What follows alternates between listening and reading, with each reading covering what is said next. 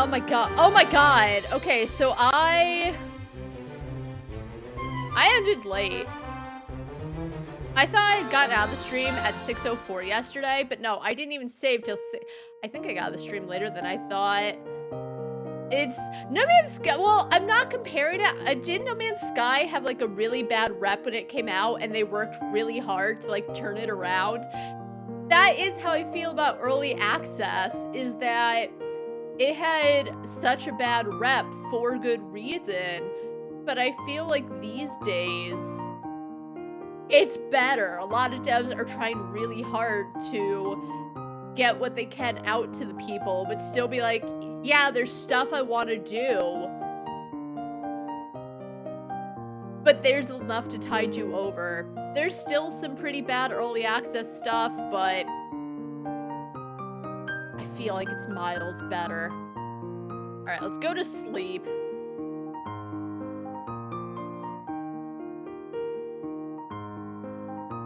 I want sci-fi that's both heart-wrenching and intriguing. All right.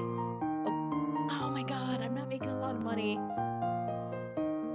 There's still nothing happening. All right, people still want ink. Everyone come and post your merch photos. Okay. Rama and Celebrity. Hades 2 I was really excited for, but the early access game didn't even have the whole... Oh, I made the mistake of trying Hades 2. I hadn't even finished the first Hades. I was just curious and excited. But all it did was make me want to play Hades even more. It was alright. I didn't love it. I didn't like the look of the main character. The art style was fine. There was something about her outfit. I was just like, eh. And thinking back on it, and it could be because it's so close to when I finished Hades, but I said this before, sometimes a game gets really popular and it gets a sequel, but sometimes I think they need to leave that universe alone. I'm still the mind, I don't think I would care for a Hades 2. I know people love the gameplay and some people don't care for the story. I don't think it had to be made. I hear people really like it and it's going well, but I don't know. That's my opinion. I'm not gonna bust on Hades 2 because I'm probably not the target audience, but I just didn't care. The little I played, to be fair. I didn't play enough, so maybe it got better, but I was just like, no. Having played most of Blasphemous 2, I felt that way as well. Kinda, I enjoyed playing it, but the story just didn't grab me. I didn't care all that much about any of the characters. I couldn't remember their names. It was fine. It felt very spongy, the enemies. But at the same time, Blasphemous 2 was really fun, but at the same time,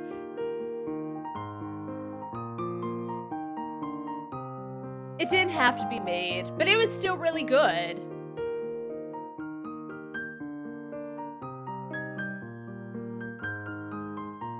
So I refunded it because I was like, I don't think I'm gonna touch it again. Thinking on it, I'm like, I don't think I'll touch it. I sometimes just, I'm happy with the universe to be left alone. You know, it ends fine. But I think I'm probably the minority. I don't say like I'm so cool. I am. But I'm not so cool.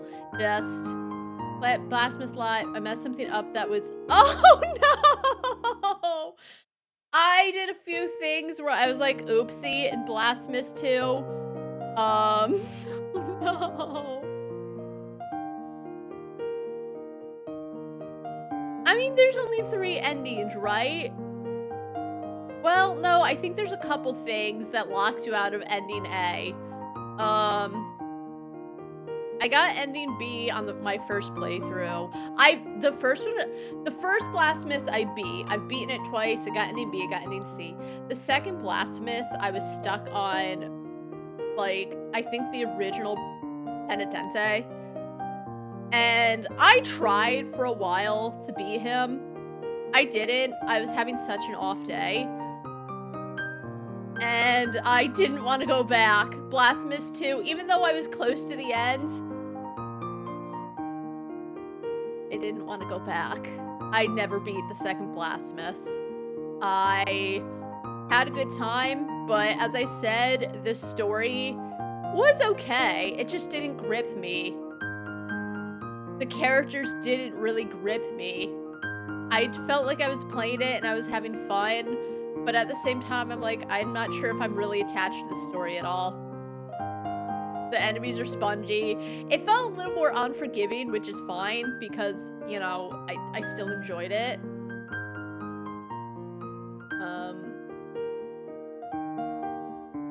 Wait.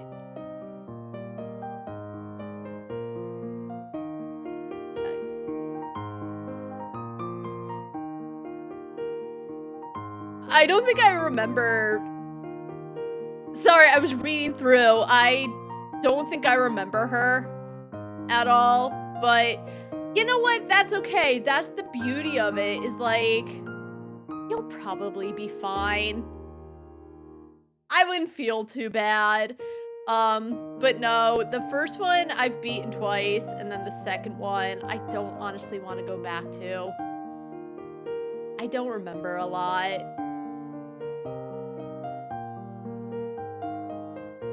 I don't know if you're talking about the first or second one, but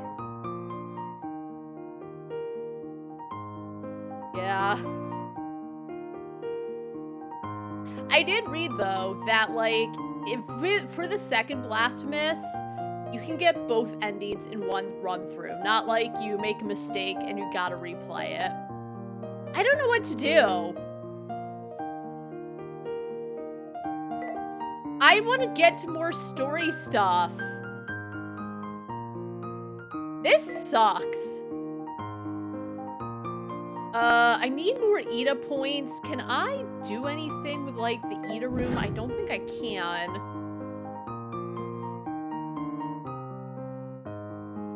Oh, I kinda can. I guess I can buy more. Oh, I don't actually have a lot I can put up. I can put my zines up, I think. Oh my god, I'm accidentally moving things. They really need to change up. Because you can try to click elements of this, and you will accidentally end up, like, clicking something else. It's annoying.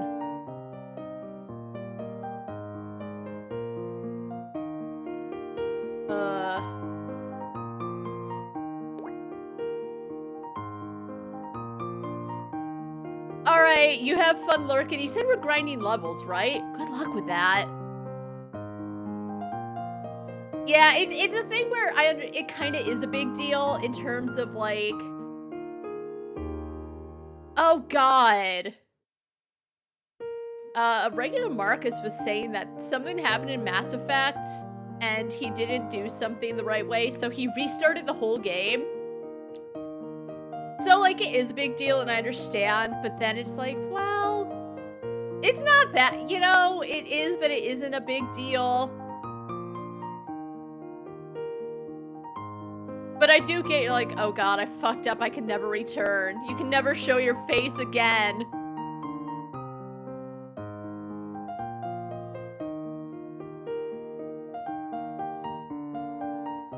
Oh my god.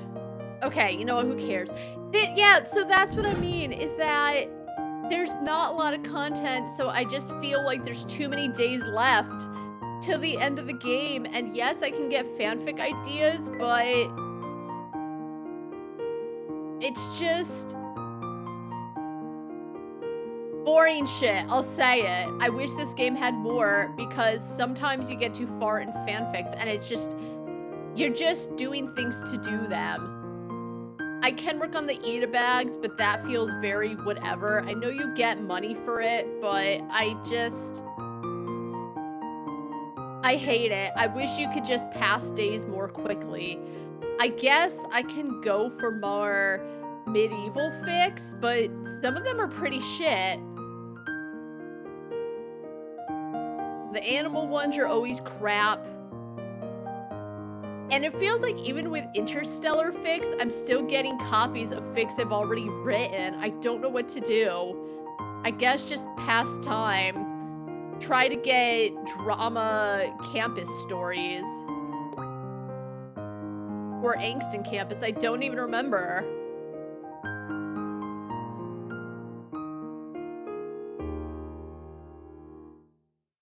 The problem is I don't want to do ABO fics, and that's kind of stopping me because I hate the tags in real life too. I don't want to do them in this game. It's so stupid.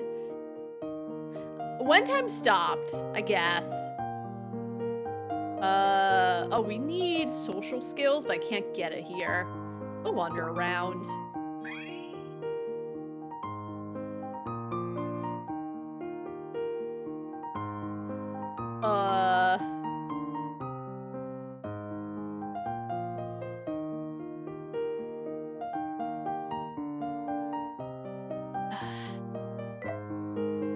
Guess we'll just go for more campus shit. Maybe I'll go for crushes or silly.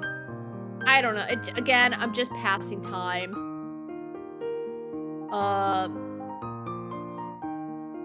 Yeah, just I don't want to do the bad endings. And I know that's part of my issue, but that's why it needs more story stuff to pass time, because I don't want to put the game down. I'm pretty excited to stream it, but they almost have too much time.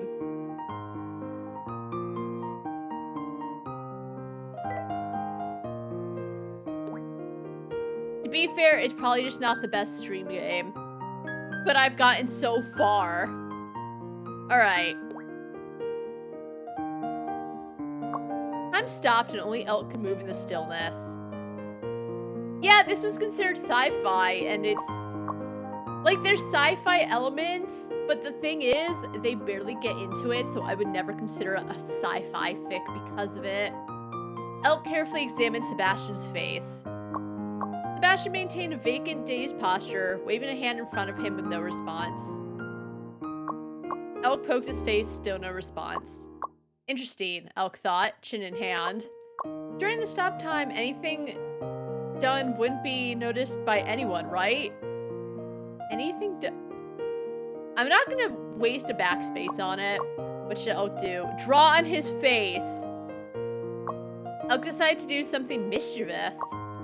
He took out a marker pen, ready to draw a toad because Sebastian loves toads. A toad on Sebastian's face. However, just as he began, his hand was suddenly grabbed.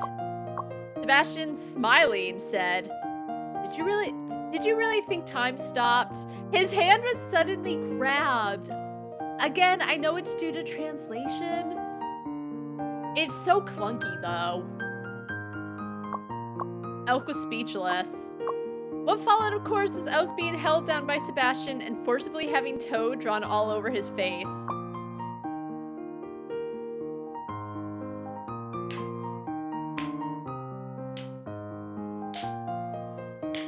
I'm just passing time. I'm gonna admit that now.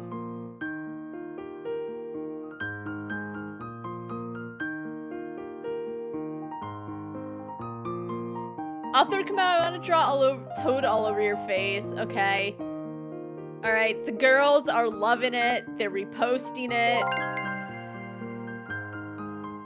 The TheMischievousMoose, the modern Asimov. That... Alright, read a fucking book. That's not true.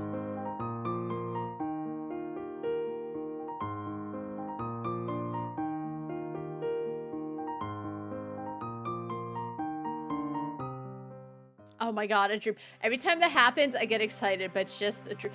Also, there's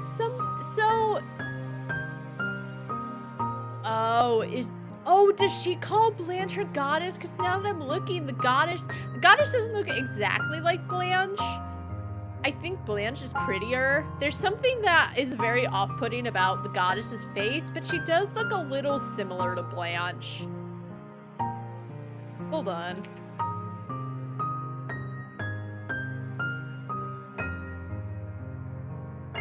I keep, like, looking to compare. Yeah, they look a little similar. They both have blue hair. They both have their eyes that look like that. Again, Blanche is prettier. But now I understand what Moose calls her goddess. Alright. Fanfiction needed an angst tag 1.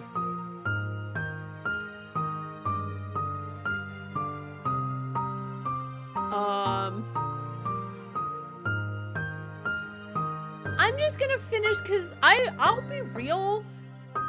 Most of the time, these offers, in my opinion, I don't think I understand what it means by like fanfiction needed an angst tag is -1. I don't know what that actually means. Required creativity for actions reduced by 3. I assume that means when you go out and let's say you go to work, you don't lose as much creativity as you were going to. But for the most part, these events just... Sometimes there's a good one, like you get more creativity and you get more money every single day. Those ones are pretty nice. It's just there. And, like, it doesn't affect anything. But I wish that, I don't know, more things happened within these events. It just feels like it's there and it kind of helps. But it doesn't feel like it does that much. I had time away from this game. The honeymoon phase is over. I'm looking at it critically. I look at every game critically, to be fair. It's part of what I just feel it's the right thing as a streamer when I'm playing a game. Like, okay, here's my issues with it, which is my own 2 cents. People can take it or leave it, but I just think it's the right thing to do, to be like, no, this doesn't work for me, but just me. Anyway, these goddess events are just, I could take them or leave them. The way she was like going on about shit, I thought it'd be more important, but it's very whatever. Anything around fluff, your call.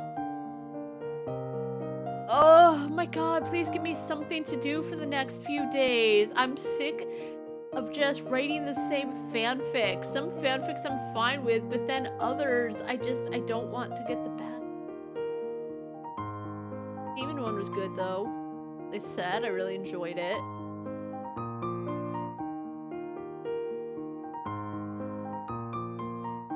Okay, so I actually don't know if the Ida bags... I think I got an Ida bag. And then I didn't end up using it. Did I actually? Here we are. Okay, but unfortunately, I don't have anything to put in there. But I think I got points just for... Oh, I still have a lot of money. Okay, let's see. What do they got?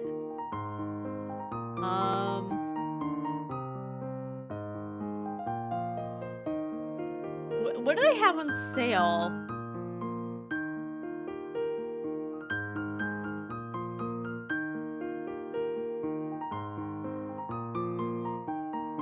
Tea. I don't know if I'm actually selling this at my booth, which I can expand.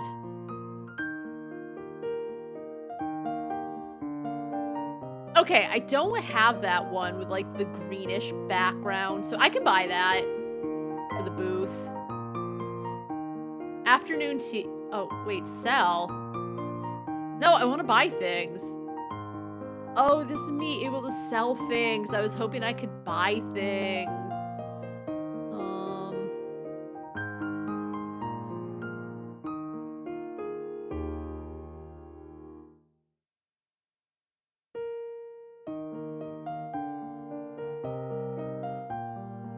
I do like this badge. Okay, let's get that. Let's get this.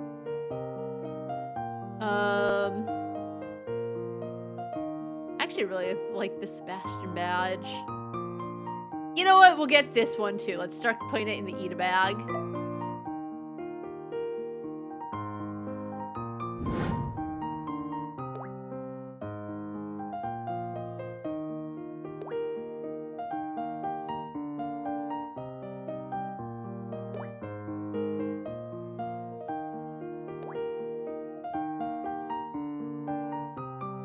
anything else? I think I didn't buy that much. I do have this.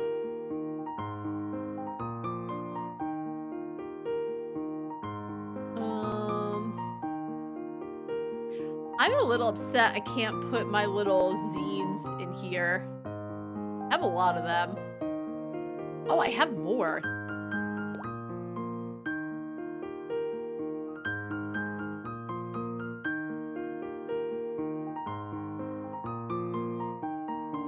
Yeah, I keep using, oh, I have that freebie, but it's all right. I can use that background, but like I won't. All right, I think that's good for now. Our points are definitely going up. Buying the expensive bags definitely helps. All right, so someone wants fluff, but it used to be that sometimes there was like a little thing where you could think of an idea and just go with it, and I can't for this. Someone wants drama and celebrity. I think I've probably done all I can for celebrity.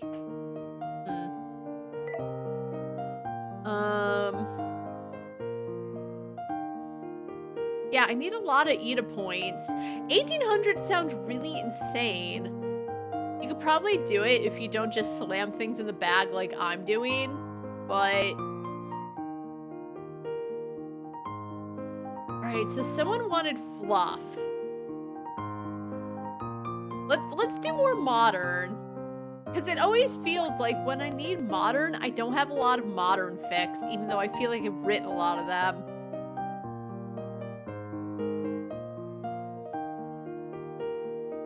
Ooh, reunion. Okay, so look.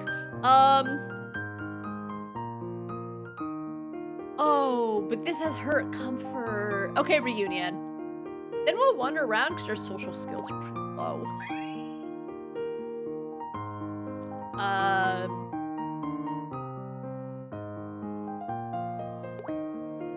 Yeah, we'll work. I spent money on an ETA bag. No, I spent money on opening up an ETA bag.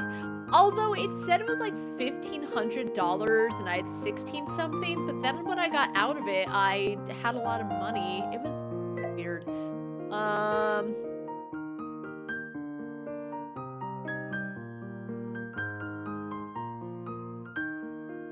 Let's just write. Okay. All right, let's switch it.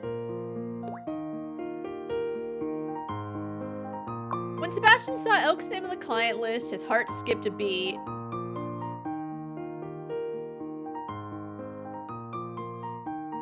Oh, that's... Okay. It had been 5 years since they split up right before graduation. Now, here he was as one of his clients. Sebastian tried to pass the job to someone else, but by some twist of fate, all of his colleagues seemed to have come down sick overnight. So Sebastian found himself alone at the airport, waiting to pick up this big client. Even though it had been years, he recognized him immediately. I mean, I'll be real. 5 years isn't gonna... Unless something really dire happened to Elk, 5 years isn't really gonna change how someone looks. Something dire, or like he got a lot of plastic surgery or something. So like 5 years ago, I roughly looked the same as I do now. I feel like in general, like sometimes I'll catch a glimpse of when I have all of my montage during breaks. I more or less look the same as I have. Like, let's see. What happened? That was a few years ago. I don't know when the clip was, but a few years ago. Even clips from like 10 years ago or something, I mean, I look a little younger because it was, you know, 7 to 10 years ago, but I roughly look the same. Even when I look back at pictures from when I was 5, it still looks like 5 years isn't a lot. Long story short, 5 years isn't a lot. Hello, I'm Elk, representative of XX Corporation. Oh, I'm sorry. Okay, let's buy some backspace keys.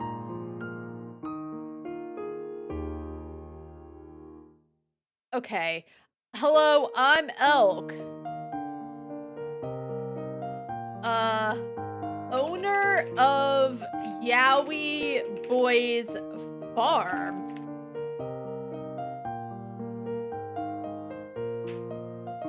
Who's you? He greeted him formal and businesslike. He looked different yet familiar. Slightly longer hair, a more mature appearance. Gone was the student vibe. Now he had the presence of a composed, capable adult.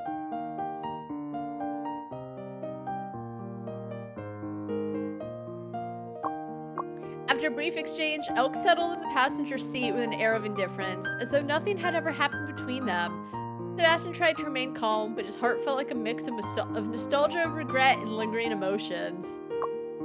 He did not remember me? He wondered. Or he's being an adult and he's playing it cool. Though it does feel like if they did have that whole past, he would be like, oh, it's Sebastian. Good to see you, man.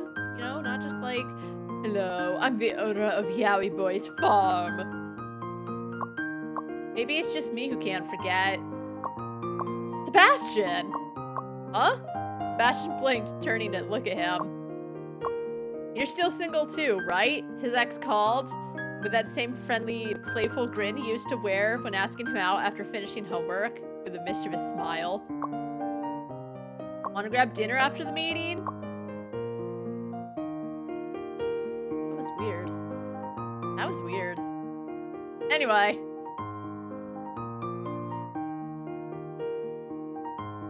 In high, yes.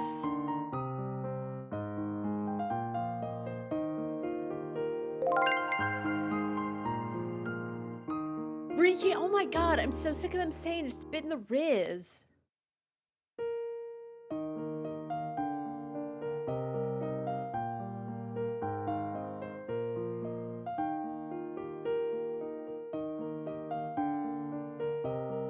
Ugh, nothing's happening again. Ugh. This is very torturous. What else are people looking for? Someone wants a merch photo, so I guess I can do that.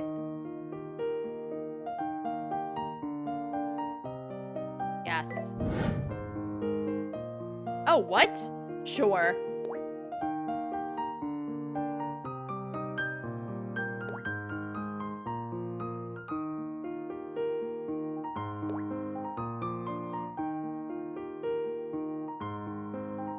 Yep. Oh, nope.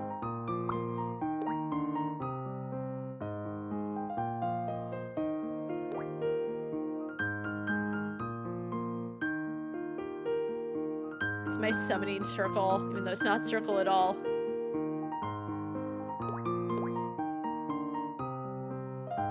Okay. Oh, I didn't mean to... Okay, so this can go, like, here.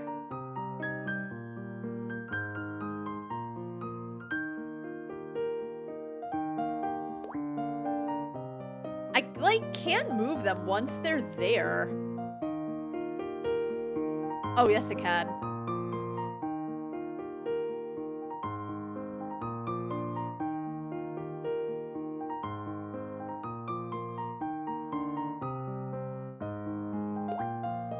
Perfect.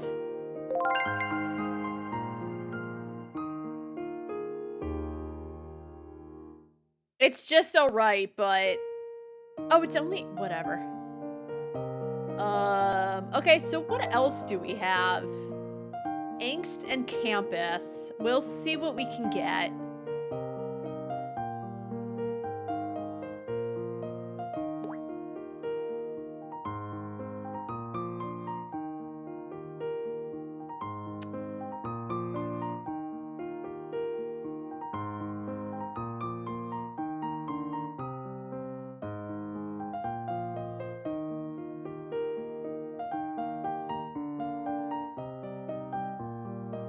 Sure. So,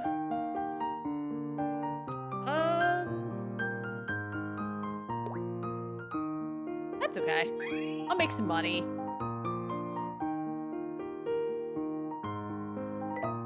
Oh, this is the one where he, like, plays online video games with the professor, and then...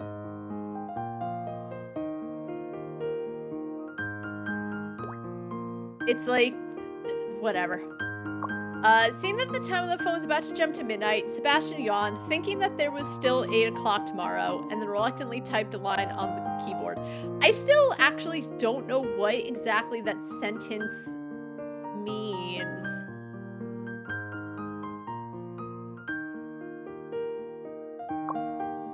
Darling, come closer so I can take a photo for my wallpaper. On the screen, another character with the username Lightning moved. Also, I don't believe they could get that name because that very much feels like a username that would be taken very quickly. Stepping towards Sebastian's avatar, Little Butterfly. Those are such stupid names.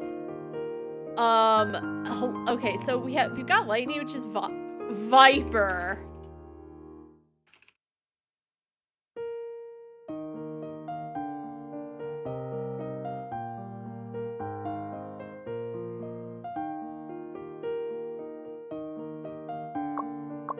Is it time for you to go to bed? Yes, gotta work tomorrow. His icon dimmed shortly after, and Sebastian sighed, relishing the brief in-game time spent together. Unfortunately, his beloved was incredibly punctual and usually only logged in during the evenings for a couple of hours. Sebastian's roommate peeked out from the bunk curtain, teasing him. Still hooked, huh? Online love's got you good. You wouldn't understand. I've been after him for over a year now. And so what if it's online? Sebastian climbed into bed, saved the screenshot as his wallpaper, and stared at it, a smile tugging at his lips. Sebastian fell asleep, dreams filled with a joyful future, even savoring that lingering happiness during the next morning's early class. I thought I heard a professor's out for the semester and that they found a replacement. This is where you know Elk is going to make an appearance. And I'm not just saying that because I already have the other ending, but I thought the same thing when I first got this story, is that it's very obvious that Elk is gonna come through in some way, shape, or form. The classroom door swung open, and a young man, barely a few years older than the student, strode up to the podium in a few quick steps. My name is Elk. I'll be your substitute instructor. That's really odd, too. That's just like, I'm Elk.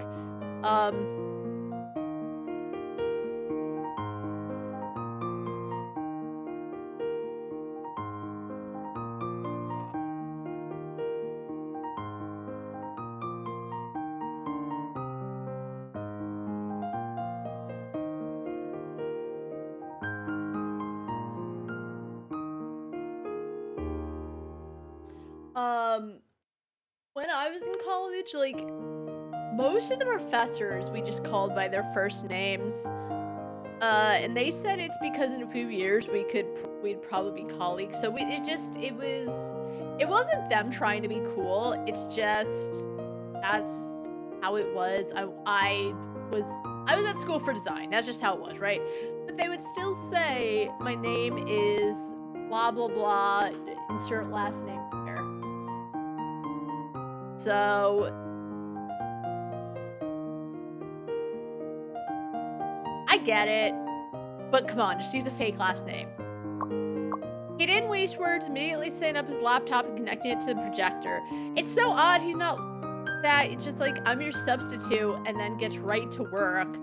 The rare times, like, I took a meteorology class, and there was one day we had a substitute, and I think the instructor just, like, quickly took our names down so she could, like, know our names, obviously. But hi, I'm your substitute instructor, and then gained right to business. Wait, was that game wallpaper the same one he played? No, that wasn't possible, unless that was the exact same wallpaper. I don't know what that means either.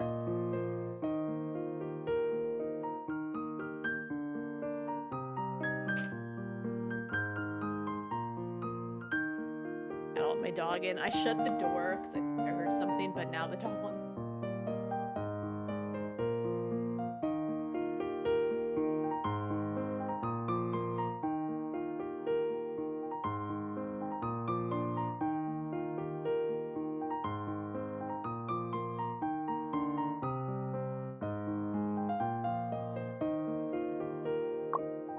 In his stunned state, Sebastian missed the thoughtful look Elk cast his way.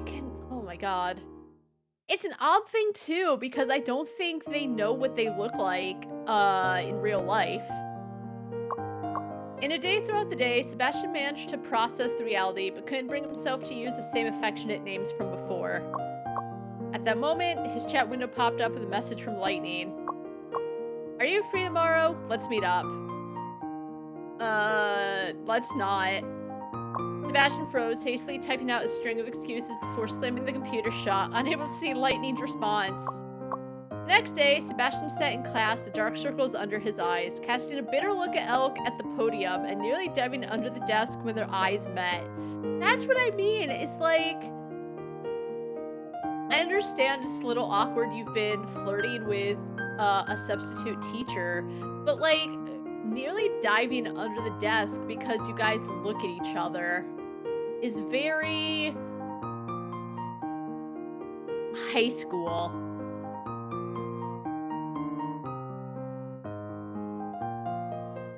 So, I mean, some people love that kind of stuff, but as I said, it's like, sometimes I wish there was a level of like casualty and like, yeah, I like this person, but we're still friends, and there's a level of friendship without ooh-woo blushies because their fingers touched.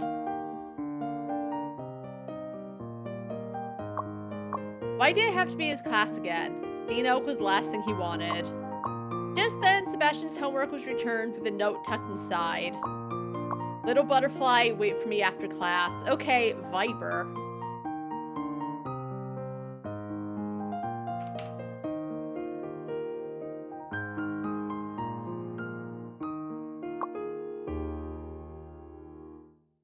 I don't know how that's funny either. Okay, so do I have anything? Okay, well, you know what? It's not perfect, but I'm just gonna get the commission out of the way. I feel, honestly, like that could be considered angst, because once he realizes that the substitute teacher is his online boyfriend, then it gets a little angsty. He gets angsty about it, so... I mean, it's fine, but it would honestly, for once, be a really good thing to use, other than, you know, they glance at each other one time and suddenly it's a fluff fanfic. Velvet keeps laughing every single time I post anything. It's 2 stars! Oh, shut up! Stop being so cheap.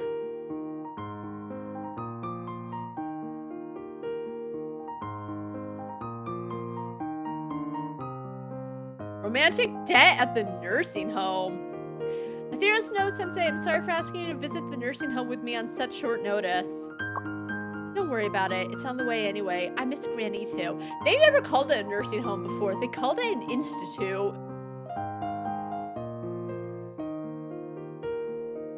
That's so sweet. They're going to visit Granny together.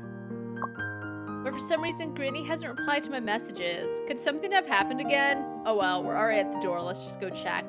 I'm glad too, because as I said yesterday, when Granny was introduced, I thought she'd be a bigger part of the story, but then it just felt like Granny's there to get Nora onto the scene. So I'm glad that Granny's coming back.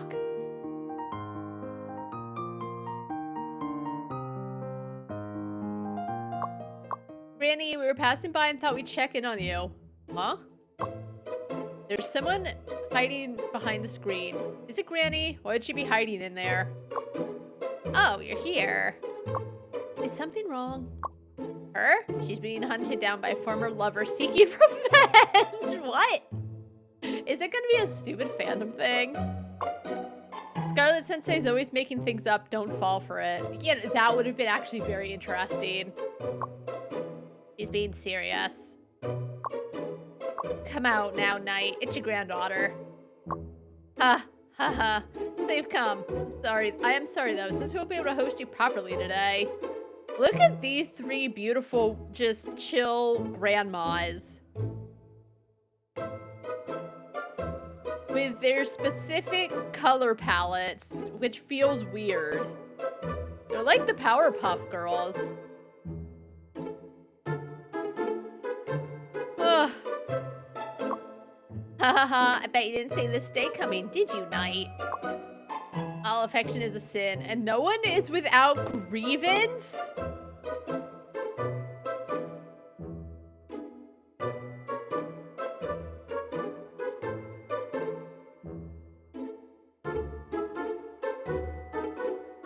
Okay. You two brats, you should have come to my aid instead of watching me get embarrassed.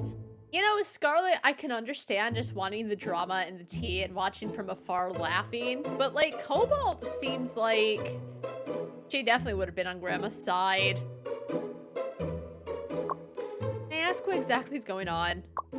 It's nothing. Your granny brought this upon herself, so ignore her. Well, apparently, according to you, all affection is a sin, so guess what? I ain't taking you seriously, Cobalt.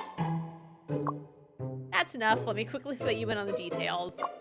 In short, Grandma was once supported by a sugar mama, and then she ditched her. Now that former lover has come all this way to collect on the emotional debt. Grandma! Again, as I said, no, with the exception of the guy at the beginning so they could go on about fanfics, and fucking Neil from yesterday who is trying to make Blanche feel bad. There are no men in this fictional universe. It's a bit like the melodramatic fics we've been seeing in the tag lately, isn't it? Watch what words you say around, kids, and stop spreading false rumors about me. The door is shaken again, and a faint female voice can be heard from the outside. Don't worry, Granny. We'll go and see what's happening outside. Good girl. You're the only one who puts my mind at ease.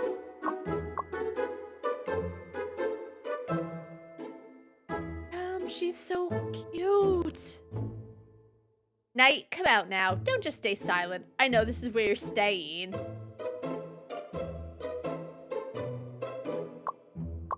Hello, Sensei. May I ask what you need from Knight Sensei? What's all this? Is she finally willing to send someone out to deal with me? Holy moly. She's so fucking elegantly dressed woman is right. Look at her. Oh my god. She looks so... Love her shirt. Oh my god. She's so cool. I'm one of her readers and I'm here to urge her to finish her work. A reader? So you're not a wealthy financier of hers then?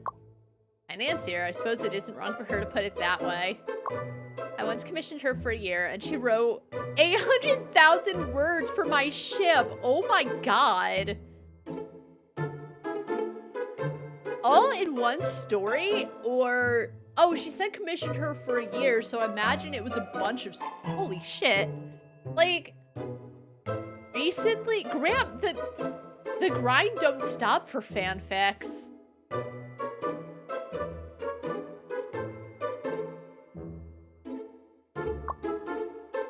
800,000 words? That's how I feel. 800,000 words. Even if I write 5,000 words a day, it would still take me 6 months to finish.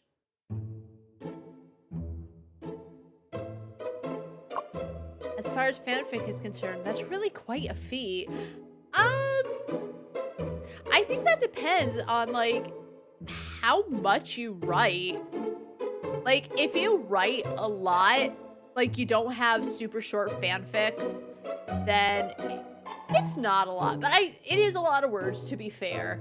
But sometimes I think, like, there are some days I will go and I'll write, like, 6,000 words in an afternoon or something, because I just, like, have an idea and go with it. But golly, that doesn't happen all the time. It's just, like, a rarity. Yep. Her work is still considered the quintessential classic for my ship. Again, I know because it's a shipping game, they can't, like, make stuff up. But sometimes I'm curious. They talk about other fandoms and ships, but, like, I know why they can't go deeper into it, but for lore's sake, I hate how I have to come up with some of the lore, and they can't go deeper. And my ship is Donald and Isabella from this old show from 40 years ago.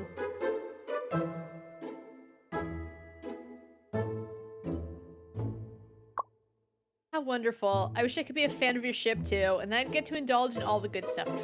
That's so odd, where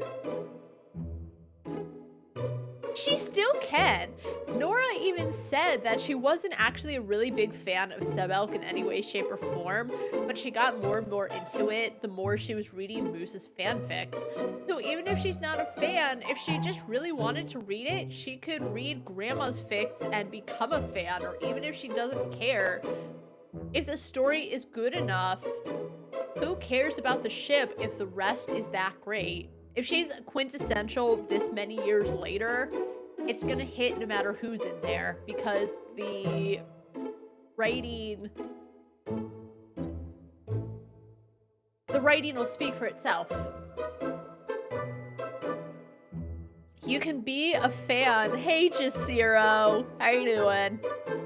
You can be a fan of a ship, but it's an odd thing where it's like all or nothing for one ship and you can't like anything else. It's so odd. I know I said it's fandom and I kind of get the importance, but at the same time, at the end of the day, it's not the end of the world. Like, you have your OTPs, you want these two people together, you do not like them with anyone else, that's fine. I do truly understand that. I can get that way too. But then at the same time, there's like other small ships I appreciate as well.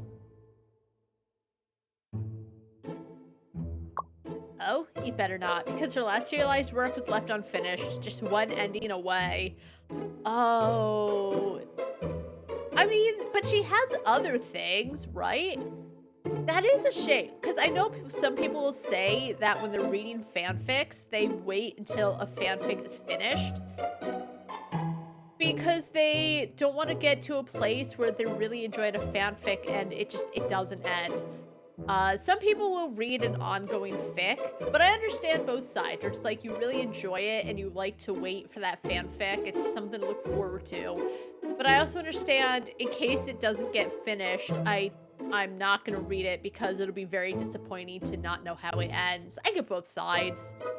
Yeah, I guess as a fan, it is a shame, but at the same time, AO3 is the kind of site where you can be like, here are my social medias, like in the comments and stuff, but if you just use AO3, there's almost nowhere where you can update and be like, hey, I can't finish my fanfics, I'm moving on to the real world because XYZ. I do kind of wish that, like, if you were subscribed to someone, you can put out a quick update. Like, YouTube has the community section where, a channel can put in a quick, like, update or whatever, and you can read it. I think that's really nice. I wish AO3 actually had the same kind of thing.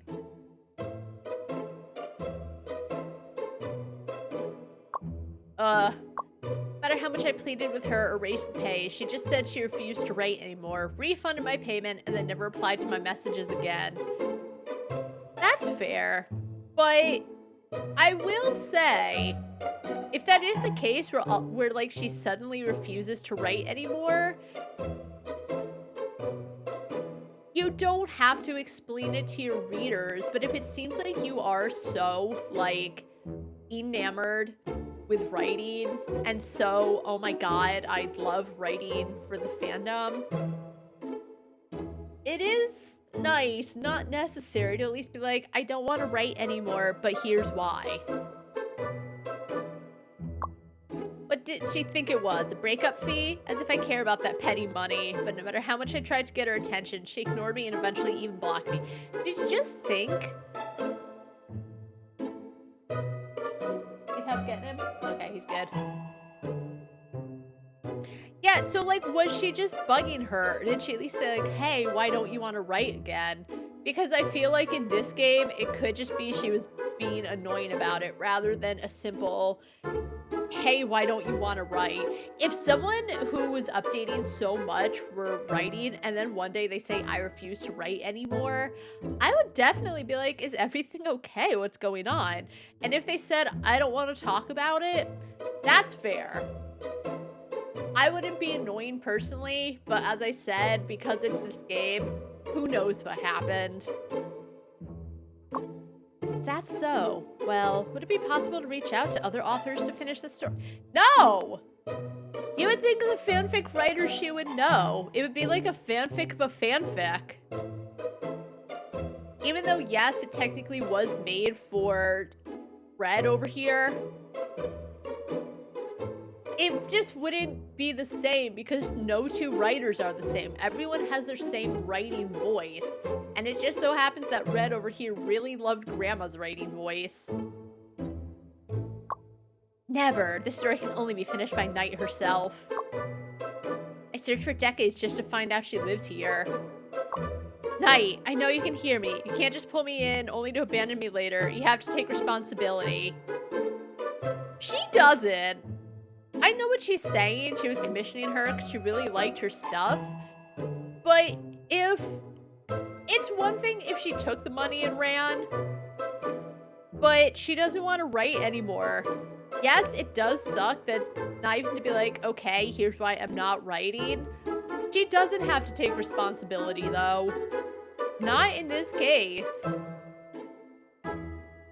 Although, if she did already pay for the fic to be finished, that does, honestly, suck. And if she already got paid for the fanfic, I'd finish it. Though, I do wonder if the ending would be disappointing because her heart wouldn't be in it, but... Calm down, it's fanfic.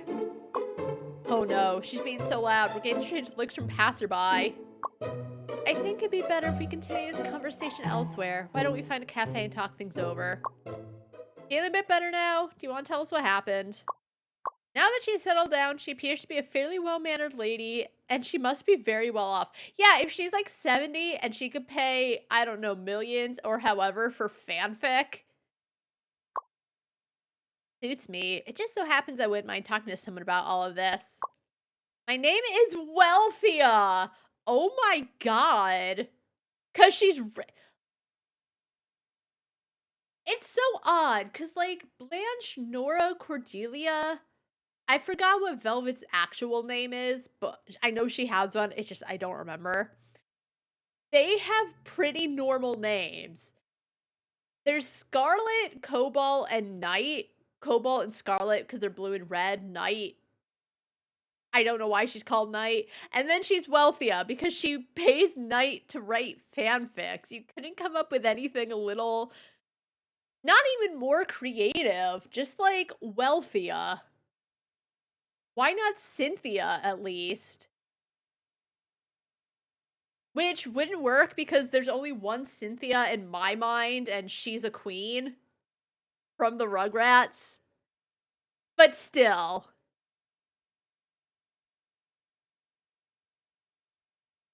My name is Wealthy. You might have heard me before. I don't produce much myself, but I often commission works. Ah, so she's the older equivalent of, Velvet. Yes, I have heard about you. What? You have? Yeah, I remember hearing about Wealthia Sensei. It's quite remarkable. Rumor has it she spent millions commissioning works. Talk about dedication. I honestly feel like if someone asked me, like, hey, I would really like a Law and Order fanfic about these two characters, I might try to write it. I haven't watched Law and Order in a million years, so I'd have to do research, but like, I think I'd feel weird taking money because I feel like that would be illegal. Sometimes give off the vibe of being disconnected from the world, but when it comes to crucial information such as this, you're still... Wait a minute. Does Blanche give off the vibe of being disconnected? I don't think she does. Millions? Did I really spend that much? I don't remember. So this is a wealthy woman in the flesh. Oh, Granny. What kind of people have you been getting mixed up with? So did you get to know Night Sensei through commissions too? I like how the music stopped because I was too busy yapping about my thoughts and feelings about all of this. He was the one who introduced me to my ship. Okay, music's back. Night Sensei. Her writing is so powerful. The first time I read her short story, I fell in love with her instantly. Alright, calm down, woman. She wrote quickly, updating her short stories on almost a daily basis, and each one was incredibly cute. I set up a special notifications for her so I could comment and reply as soon as she posted. How old are these people? Like, I'm sure fanfic goes back to even before computers, when the ladies were probably like writing their fanfics in their notebooks because they just had to write their Captain Kirk / Spock fanfics. I get it. But when did this start?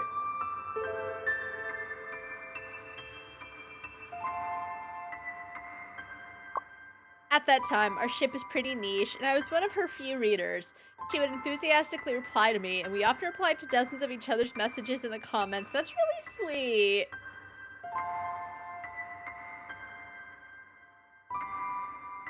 I will say, I can be guilty of liking a very niche ship. Like, the big ones don't give a shit. These two characters looked at each other one time. Yeah, it was a glance of pure love. She would occasionally open up for commission, so I gathered my courage and asked her for one. She agreed, and then I added her on Discord. Was this recent? When did Discord start? I think I joined. When did I join Discord? Hold on. Oh god, please. Just check. I've been on Discord, I think, for like quite a while. Okay, initial release date 2015.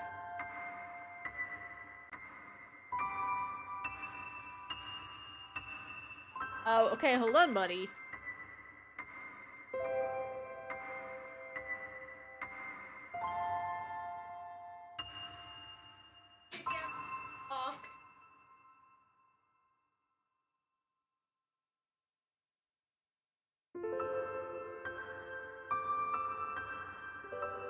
Also, Discord just sounds like someone's pronouncing Discord really wrong.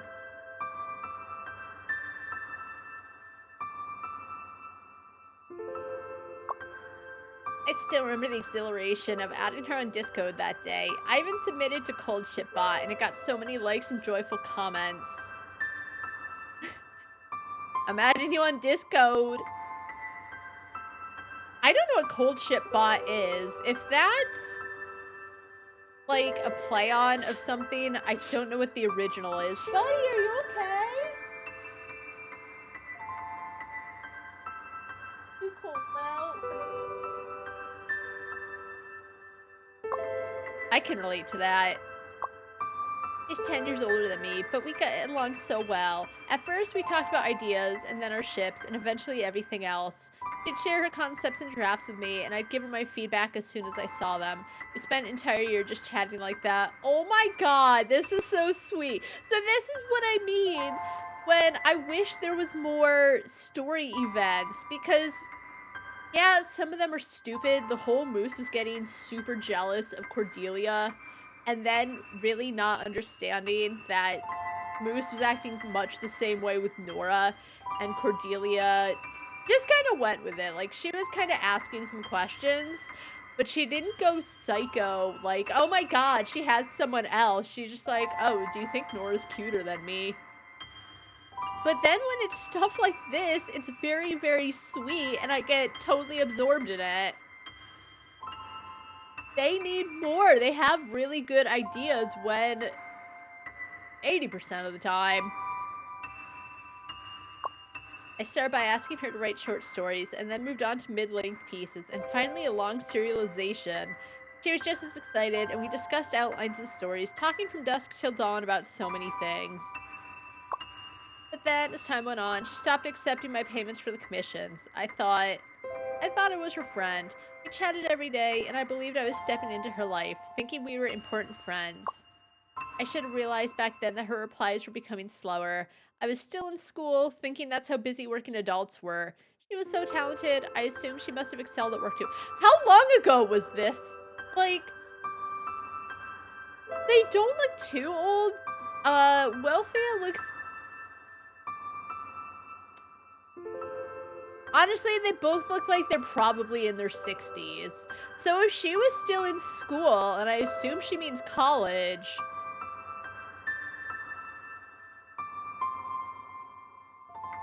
I assume we're in a universe where technology was, like, further along back in ye olde good days, right? Like, this is clearly a completely separate universe from ours. And I know it's like, it's not that deep, so stop asking. I understand the problem is truly with me. But man. Until one day, she told me she couldn't write anymore. She refunded all the previous payments and stopped replying to my messages. Her account never updated again.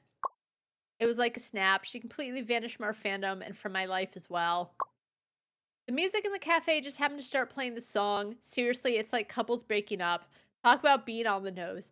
So I assume then she was probably trying to, like, see what happened, and Granny just left. If that's what it takes to keep her working on her story, right? Of course, but that's not what this is about. If she's not in a good place, I can wait for her for as many years as it takes. But how could she just disappear like that? What was I supposed to do? Could it be that I was the only one who thought we were friends? I can't accept something like that. What do you all think? If you ask me, I think it would be quite a stretch to call one-sided feelings friendship. A friendship, at the very least, takes two people who share similar sentiments. Okay, but the problem is that they would talk about concepts and ideas and this and that. So thank you for describing what it takes to have a friendship. But the way they seem to have a back and forth did kind of seem like friendship, sharing ideas. So,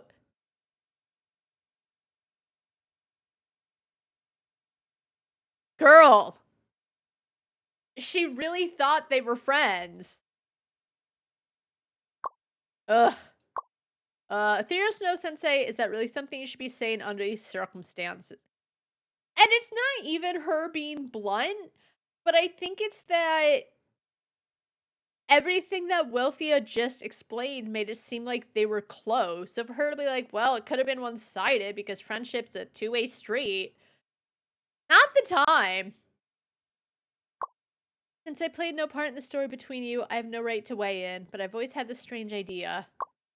That the relationship between reader and author isn't inferior to any friendship, just like how friendship isn't below love.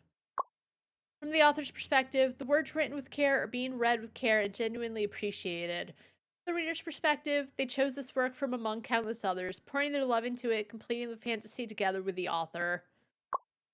This is a relationship that's almost impossible to achieve with real-life friends. In a way, it's even more raw and genuine. The connection between an author and a reader can feel closer than the people they encounter and greet in their daily lives. Well, I think that really depends.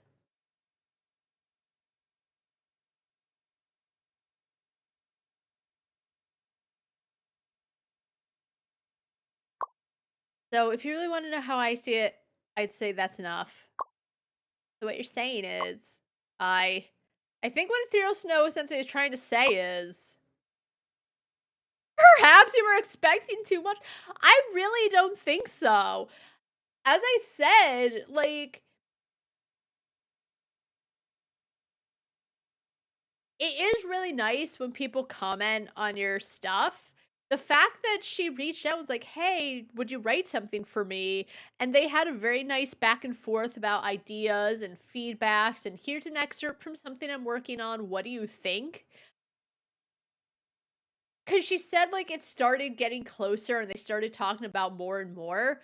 So I think the bond and the feelings were real. I do think something happened to make Granny just stop completely. Sometimes you just move on. I don't think she was expecting too much if Granny was sharing more with her than she might do with like the general public. Um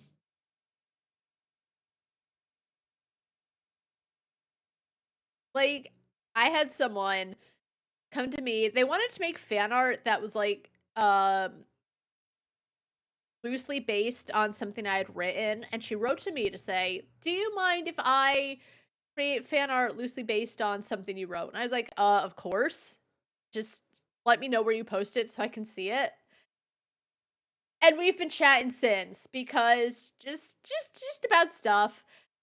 So I think it's real, someone reaches out, "I like your stuff," and then just a friendship starts. And the bond and feelings between you were real.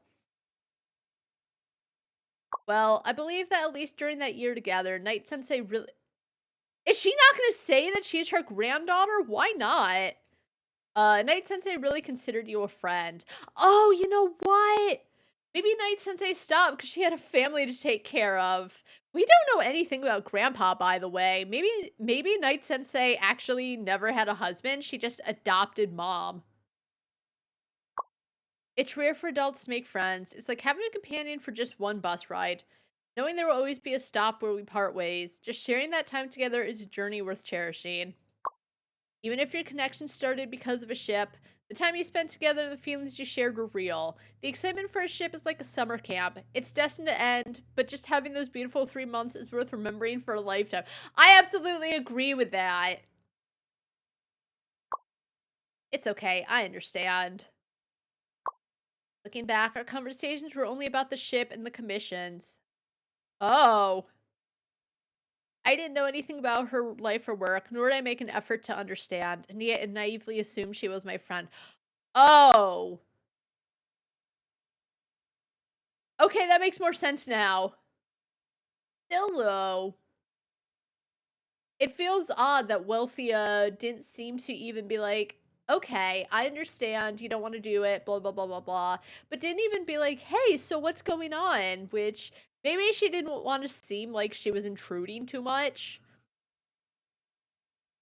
But it does also feel odd that Grandma didn't say like, "Hey guys, I'm stopping writing and here's why." I didn't come here to rekindle what we once had. After all, decades have passed and our experiences, perspectives, and preferences have changed completely. I don't think we can return to the relationship we once had. Eventually, I moved through many fandoms and made a fortune. Still, that one piece she wrote has always lingered in my heart. I could never forget it. I just hope she can at least finish that story, to put my lingering thoughts to rest and give me closure.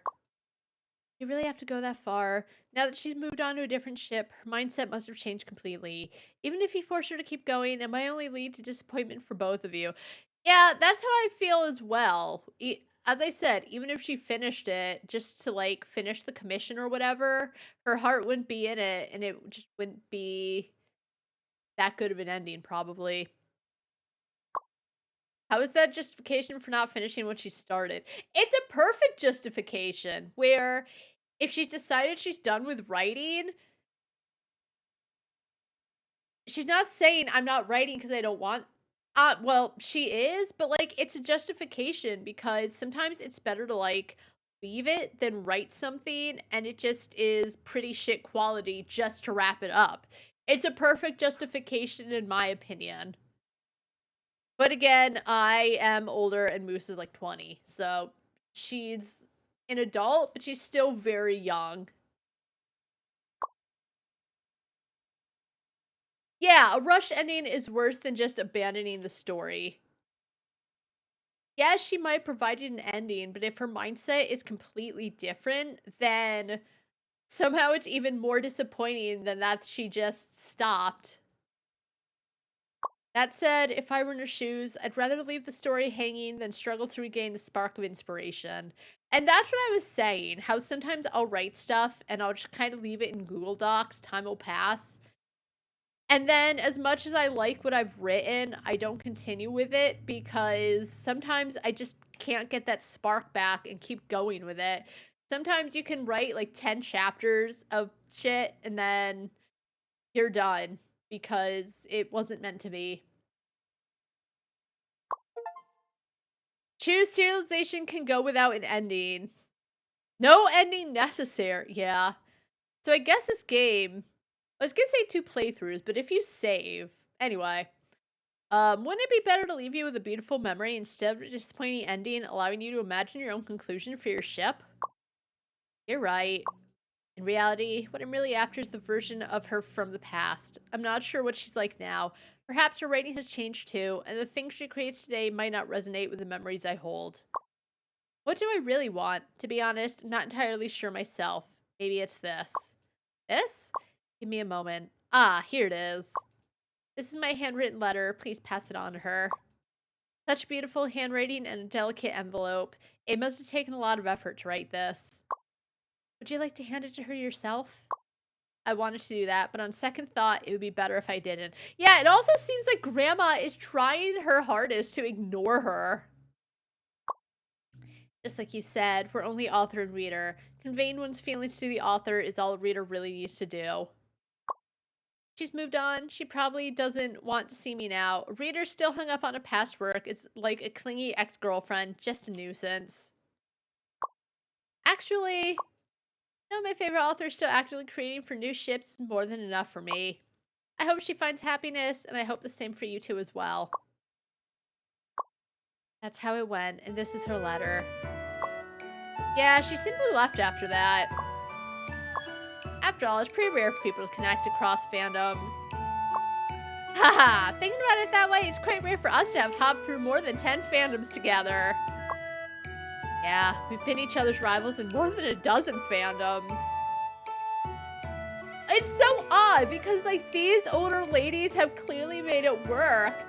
But Velvet was just saying how, like, I can't possibly repost this piece of art because it's not from my ship. It's not from my fandom. So how come these ladies somehow figured it out, but these dummies are just like, it's not from my fandom. How can I possibly post it? Just appreciate the art. I know I said they were young, so there's some things they just can't really know yet because they don't have the experience. But come on. You really have to mention that. Granny, are you alright? Granny stared at the letter for a long time. I wanted to say something, but I didn't know how to begin. Huh, is she smiling? This is certainly a skeleton I should have hidden deeper in my closet. Let's go, there's no point just sitting here. Why don't we watch something on BD or hit up a karaoke place? I politely declined Granny and her friend's plans and I left Ethereal Snow Sensei. Why? Go sing with Grandma. Ethereal Snow Sensei, there's something I don't understand. What do you think Miss Wealthia really wanted from Granny? She's only conveying her feelings, isn't she? After all, the ending of the story had already been written long ago.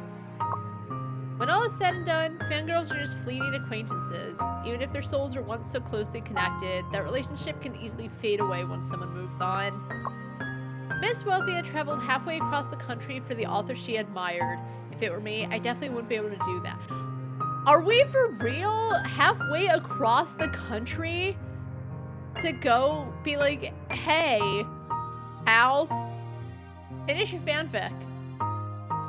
Just send her a DM, ask how she's doing, ask what happened, but don't travel halfway across the country if she's not... If she's ghosting you, why are you making it so serious? Leave well enough alone. I wonder if my relationship with Ethereal Snow Sensei is also like that. It's not, though, because we're, like, meeting in person and, like... having friendship dates on the weekend, so I don't think it's like that at all. It might have started like that, but the fact that we met in person and decided to stay in touch, even though you're 20 and she's, I'm gonna say 30, and she's like in the working world, you're still in class, it feels like they're trying to make it a little more. Moose is like, hey, you wanna meet my grandma? So... I think it's a little more. Maybe at some point we'll also quietly drift apart without anyone noticing. Because the thing is, even without fanfic, that happens as well. Just, you know, people drift apart. It's sad, but it happens. That's not it. What? Hold it right there. I didn't even say anything just now. How were you able to figure out what was on my mind, Ethereal Snow Sensei? My bad. That means my guess is correct. Yes. Seeing your expression, somehow, I just get the feeling that you might be thinking, maybe we're like that too, in a relationship where either of us might quietly slip away.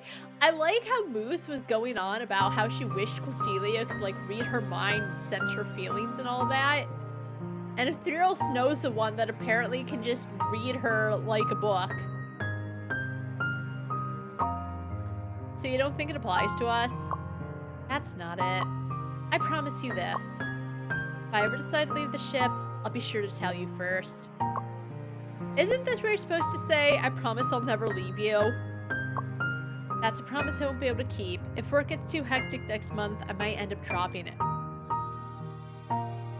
They can still be friends. Like, that's the thing. Sometimes you drift apart and it never gets back together.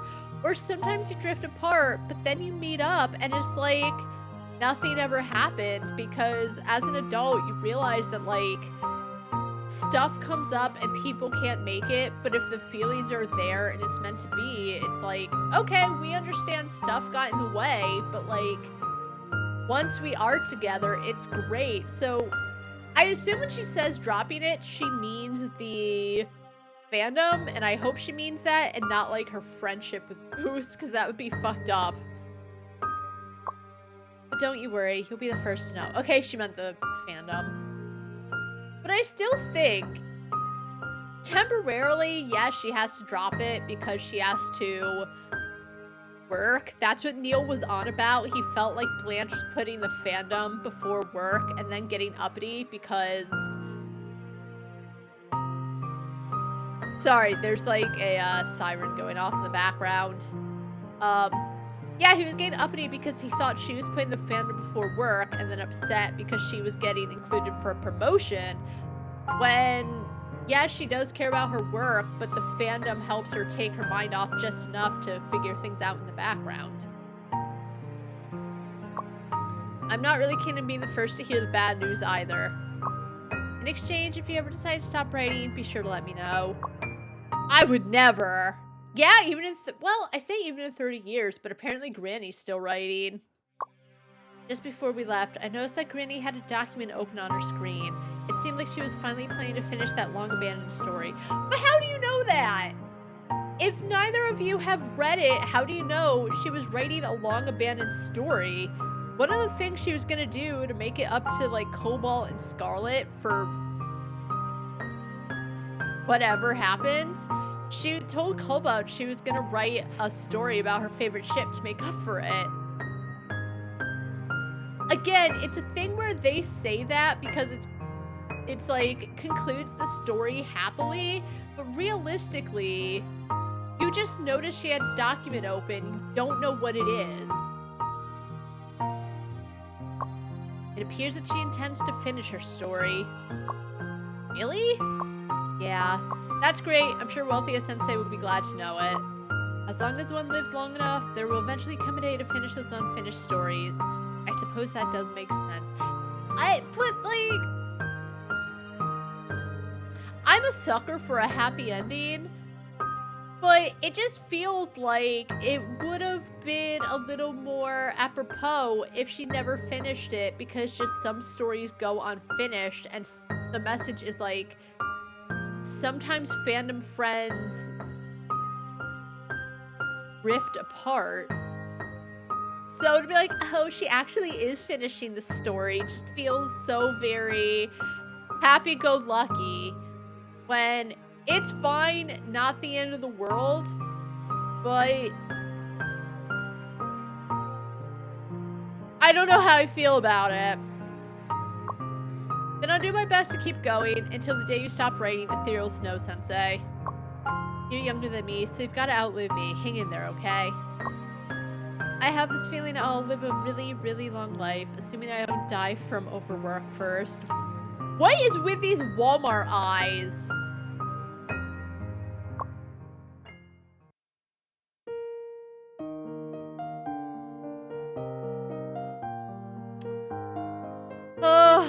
We're back to this, and I don't have anything. I don't think I have angst and I still keep looking for angst in campus. No one wants fluff. I'll try. Go to campus and we'll get a silly and see if we can get some silly fluff.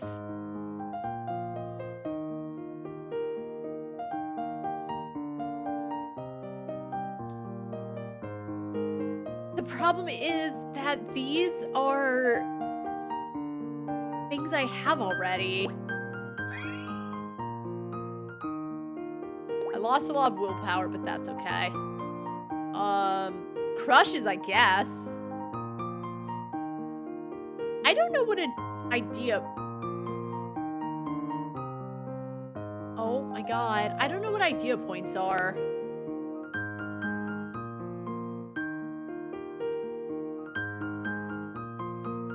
I've got nothing.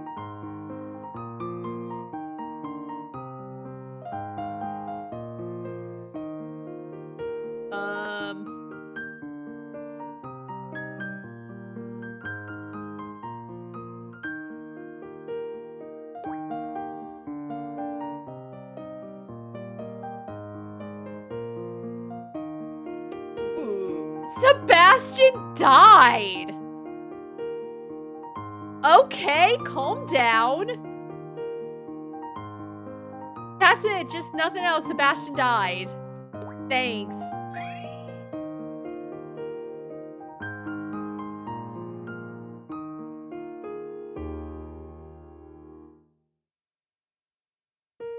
Oh, I do want to check something real quick. I want Angel and Demon Sebelk AU. Something like the Omen AU. Okay, I'll do my best.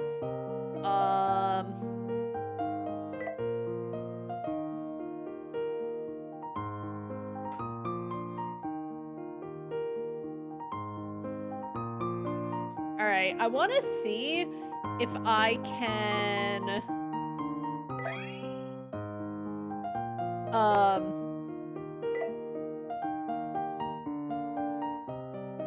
grab this.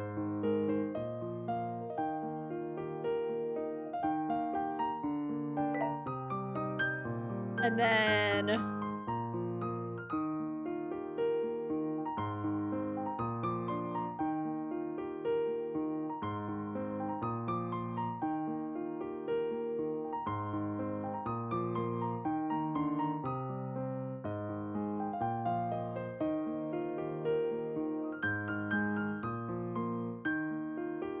Actually, let's end with those.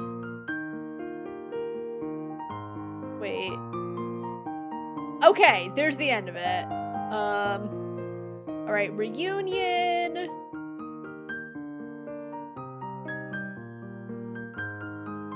What a didn't I say what a terrible night to have a curse? Alright. Alright, that one. And then...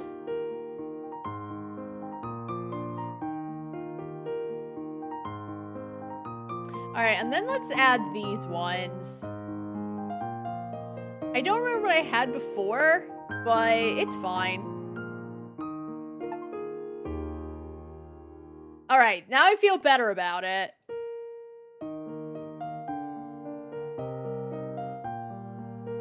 I don't know what it means when it says you don't get the articles back, because I was able to put all 6 parts there.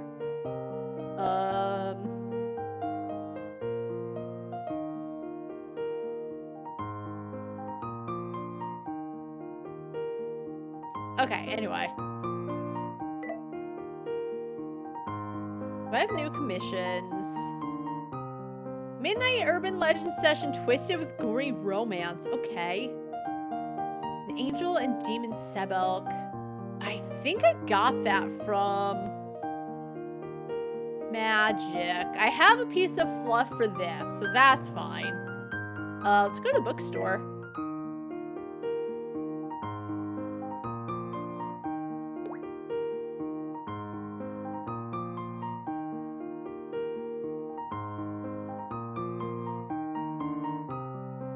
Ooh, love potion. Yes. All right, so we got something for that. Let's wander, and then we can actually get 2 commissions out of the way. All right,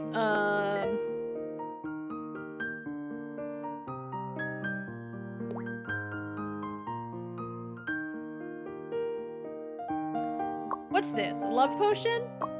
Elk was quick, darting forward even as Sebastian casually stirred the cauldron without looking up. It's a transformation potion. In about a minute, you'll turn into a frog. Okay, okay. You know what? That's very Sebastian, wanting to turn the love of his life into a frog. Sebastian loves elk and Sebastian loves frogs. 2 in 1.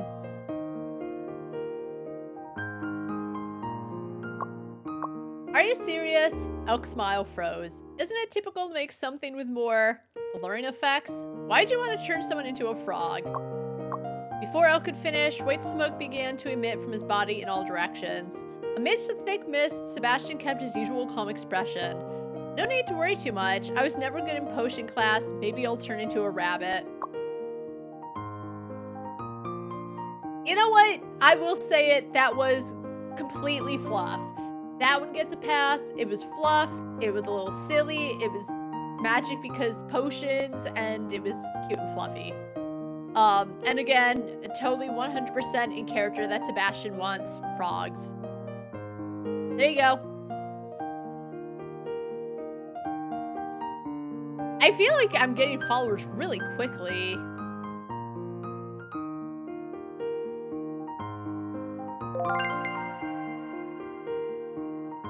Love you until the end of the world. Thank you. All right, so we also have fluff.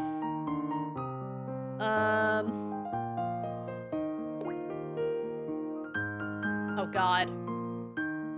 On Christmas Eve, Sebastian was walking on the night road when suddenly someone covered their head and knocked them unconscious. Sebastian felt like they were being stuffed into a burlap sack, swaying groggily for a long time, more bumpy than the roughest ride in a small car. How do you know what it feels like to be stuffed into a burlap sack? That's very specific. After an unknown amount of time, he was shaken awake and saw Elk's face right in front of them. Sebastian asked, "Did you save me?"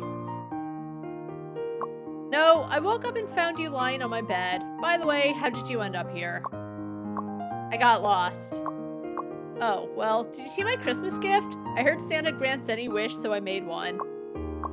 "What wish did you make?" "I wish to meet my future lover and partner in crime."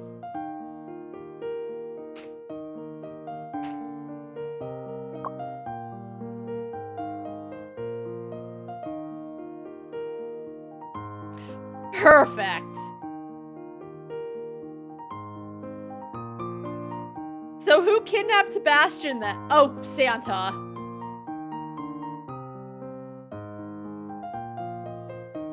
Oh, but it didn't.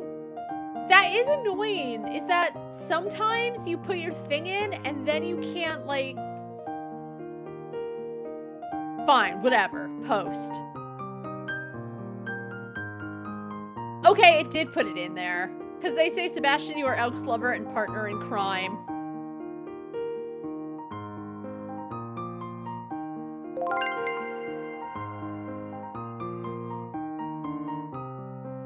Beautiful. I'm rich. And I guess we'll go to sleep. We've already got like 6 days out of the way. And we've only been playing for like not even an hour and a half. Shop 2 index was out of range. Must be non-negative and less than the size of the What does that mean?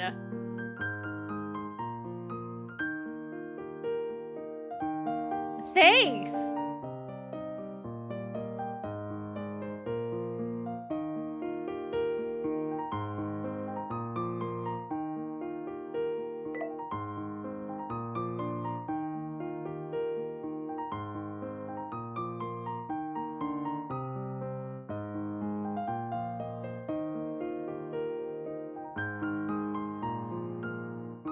Do I have enough fantasy for this yet? I'm actually surprised that The Tale of an Angel and a Demon isn't considered fantasy. How is Christmas Wish considered fantasy, but The Tale of an Angel and a Demon isn't? I'm confused. Yeah, like, it's considered magic, which, honestly, fine, but I feel like it should be magic and fantasy. Alright, how many fantasies do I have? Let's start just throwing things in there. I know I have enough fluff.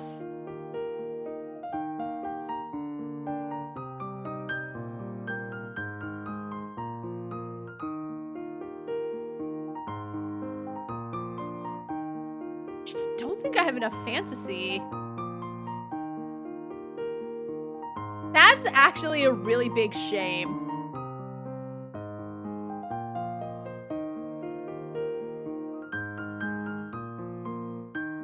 Oh, okay, we have enough. We have enough. Just enough. What else? It's Merry Christmas, so I want to put some cute stuff in there. Star Dream was actually pretty cute. Hanahaki, I put in everything. I'm gonna give it a break. The Path was pretty cute. A Typical Morning, always a favorite to me. It's only has 70 hearts, but it's like 100 in my heart.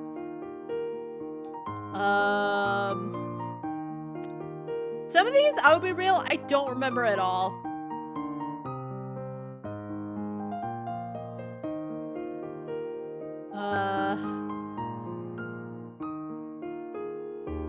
I technically have enough to go, but I want to keep looking. Oh no, I'm surrounded by elks was actually pretty funny. I'm a little shocked it's not considered funny. Dual Cultivation was cute. The 10-year whatever was pretty cute. Battle Royale. I'm not adding. This is a Christmas scene.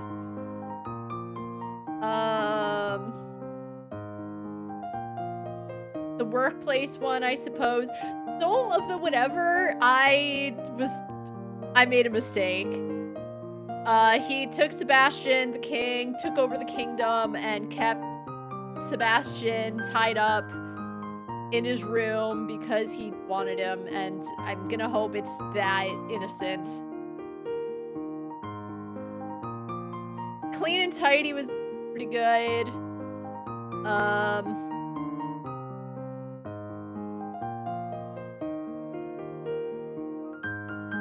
I didn't put the second one. It's gonna... Okay, hold on. Oh, it's fine. Okay. It was the other one I put him in. Magic Potion was cute, and then because it's a Christmas one, The Tale of an Angel and a Demon. I can't put them all in? Oh, I'm not adding it then, because there's 6 chapters, and I'm not gonna just add 4 random ones. Okay, we're good, though. We have everything we need. It's my most expensive one, but it's worth it.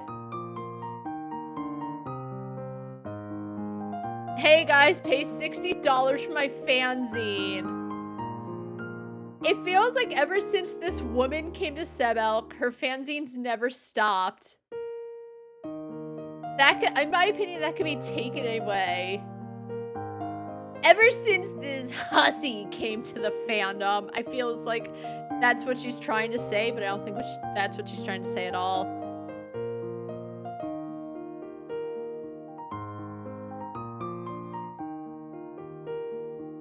Alright, let's see. I can get a new booth, even though I don't need one. I just want to see how far it can go. I don't even need this booth because I don't have that much shit.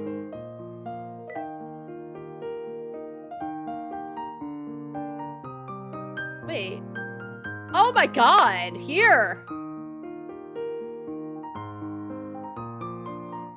Okay, how do I get out of... Oh, what? Oh, I can't start a chat. Okay, so okay, I see. Oh, okay, so I gotta keep reaching more and more affinity. Hold on, I gotta keep giving her things.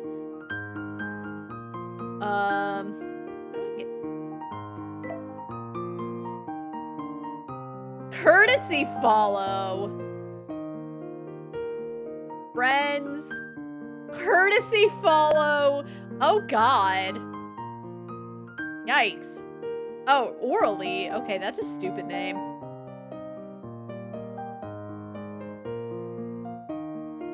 Okay, hold on.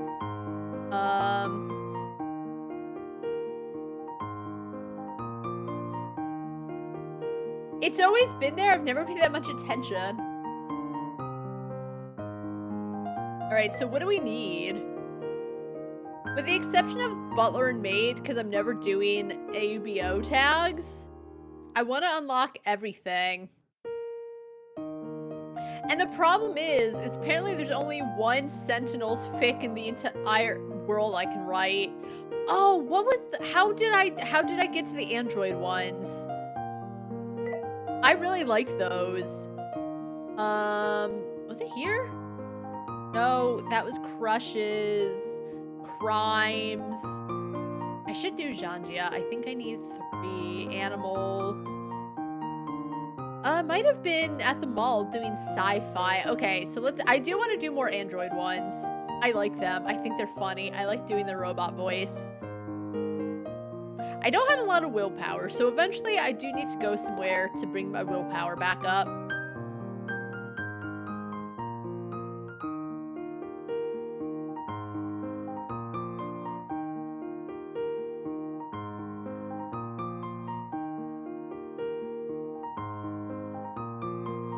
Okay, we're doing the doll one. That sounds like weird.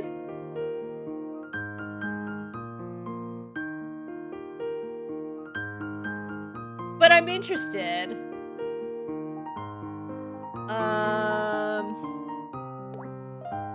Yeah, let's work. I feel like they give me a lot of money. What do they have with the gachapon? Oh, I do kind of want either up top, the nurse one where Sebastian's the doctor. I kind of want the 2-star Sebastian button, the second one on top. Or I kind of want the second one on the second row. All right, we're going to draw 5. Alright. Okay. I didn't get one I wanted. Alright, we're drawing 5 more. Oh, okay. I wanted that. Okay. Alright. Please. Okay. We're drawing 2 more.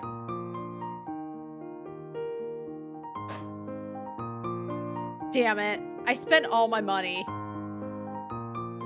I can put stuff in the Ida bag at least. Stop!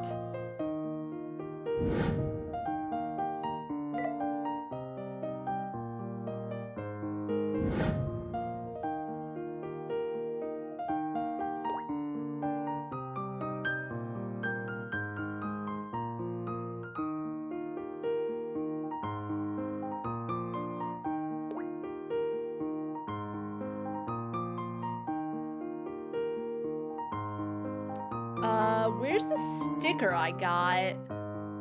Okay, so that's just for little decorative things. These are freebies, I think.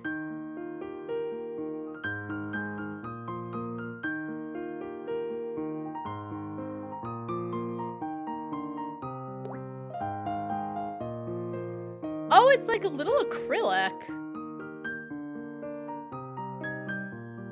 I wish I had an elk one to go next to him. Alright, I feel like I need something else because there's like empty space here. So I probably have something which I have like 1 million of that I can just like put in. I already have that. Do I really not have much?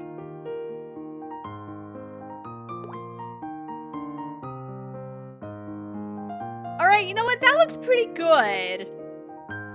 Oh, we'll put the Sebastian one behind, like, Sebastian. There we go. We're almost at 600. All right, let's... Oh, I actually... All right, Sebastian had been turned into Elk's doll. That sounds about right. Sebastian had been turned into Elk's doll. When he woke up, he found himself unable to move. Straining to shift his eyes, he barely made out an unfamiliar ceiling and a very familiar face. Good heavens, why couldn't he move? And why was he lying in Elk's bed? Eyes closed, Elk turned over and pulled him close. Sebastian felt himself suffocating. It was only then that he realized he had turned into a stuffed doll. How did Elk have such an adorable doll in his house? Wait! It said something behind the 50 points. Something wrong. Sebastian, I really like you.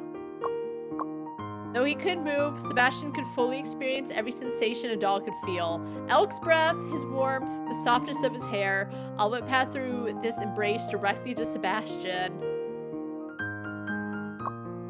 Sebastian's face flushed, though, of course, it wouldn't show on a doll. Who would have thought Elk would hug a doll in his sleep, and even talk in his dreams? He'd have to remember this new piece of information. That was lame!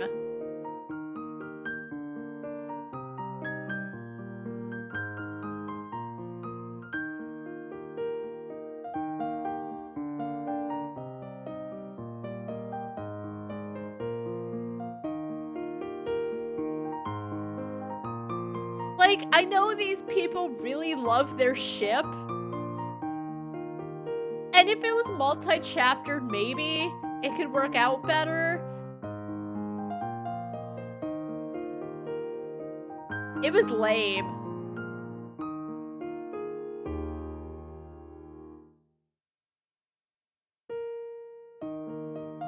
But at least I'm making money. What does this mean? I know that something is definitely wrong. I think there's something in the game that's probably processing weirdly, or something isn't working. I understand. Shop 2 index was out of range. Must be non-negative and less than the size of the collection.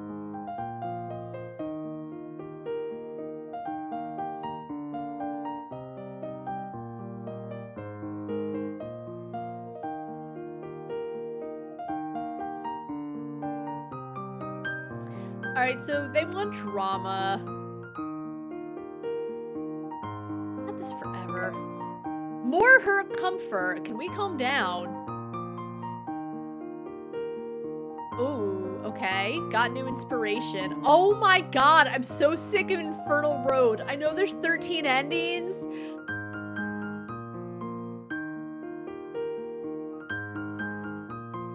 I don't know how to get anything good. Someone wants a modern drama story, so I'll try my best to go for that.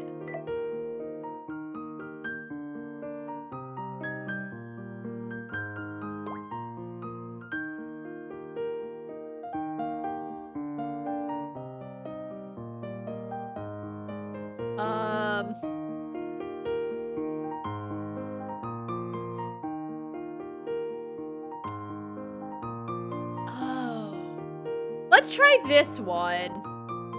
It is hurt comfort. What happens if I lose a lot of social? I'm trying the gachapon again.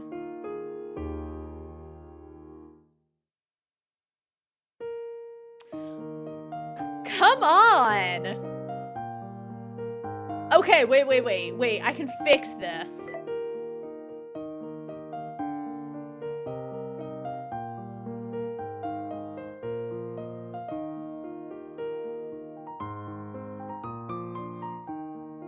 Yeah, I know. Something's broke.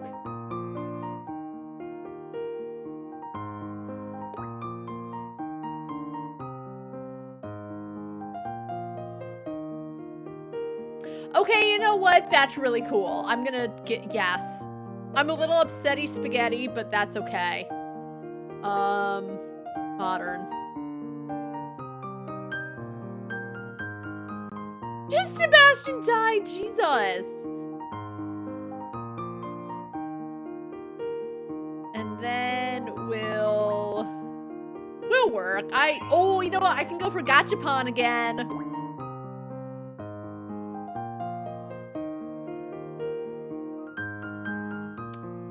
Errors. Okay.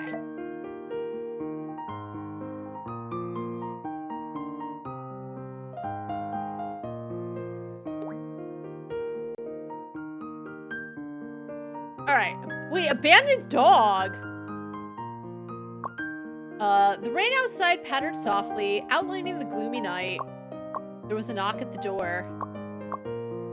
And a thump on the floor. I'm gonna write that.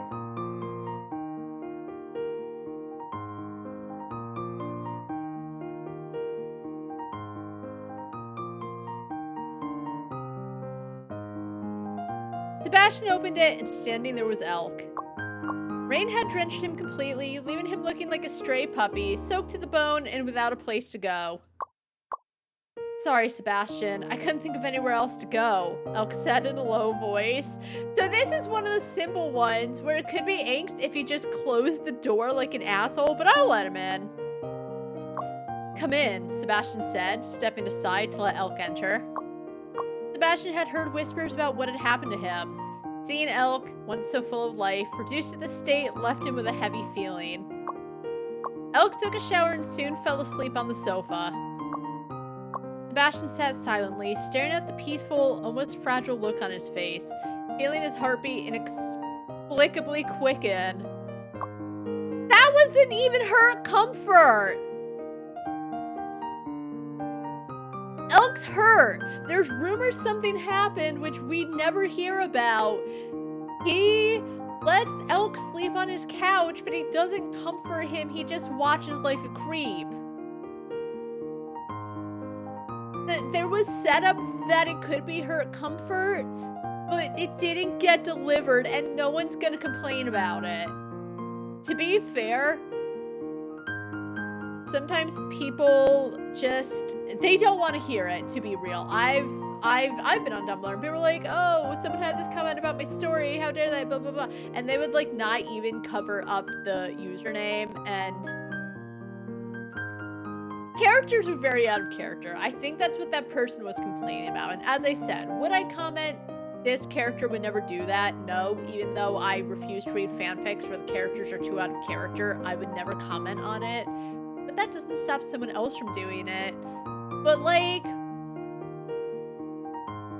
if someone did have critiques for me, it would depend on how they put it. As I said, I had a classmate and all she would do was like pick out what was wrong with the thing. And I have no problem with that, except she would never say, okay, even though this is an issue, I think this works. She would just always call out the negatives of everyone else's work.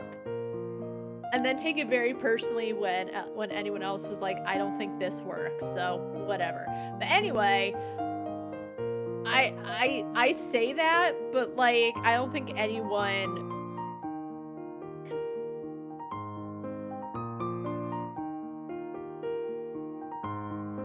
yeah, that wasn't her I don't even consider it fluff.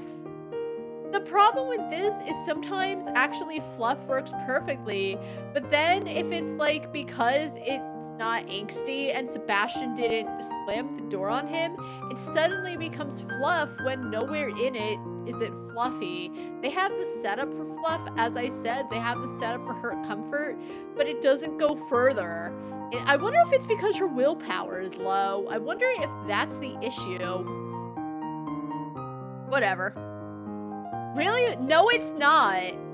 It can be well written. As I said, there's setup for it to go on. Girl Anonymous, I don't know if they'll live happily ever after. The setting is not heavily. Shut up. Heavenly. Holy shit. It's not incredible. Ehehe. Okay, Tsukumo. That's what they sound like. Whenever I see ehehe, it reminds me of Tsukumo's laugh in Judgment and Lost Judgment. Ehehehe or something. I don't know. To be fair, it was pretty cute, but it's all I think about.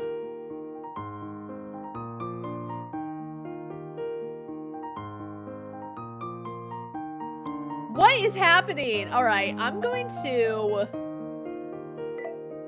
save and close out of the game and see if that fixes it.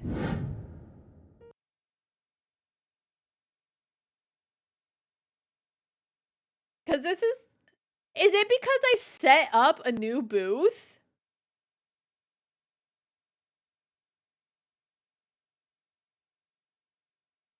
That might be it. I might have messed up setting up a sixth booth. Oh, please show up. This happened last time. I closed out of the game and suddenly it wasn't considering it a full screen.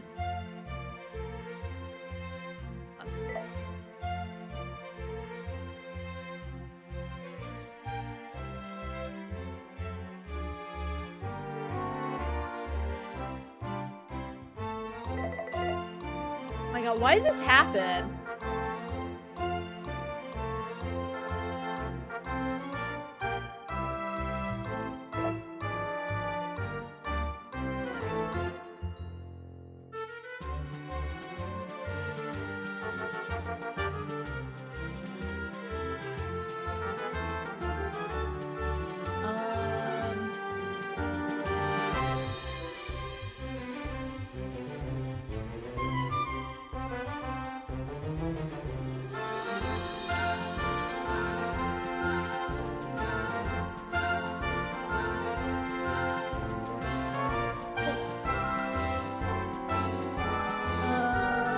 Let's see.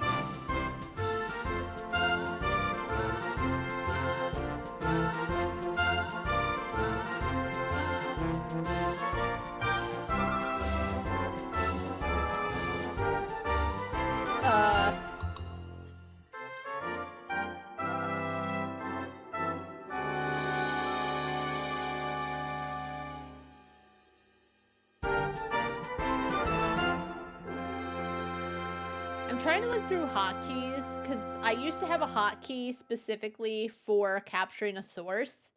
I don't know how to find it now.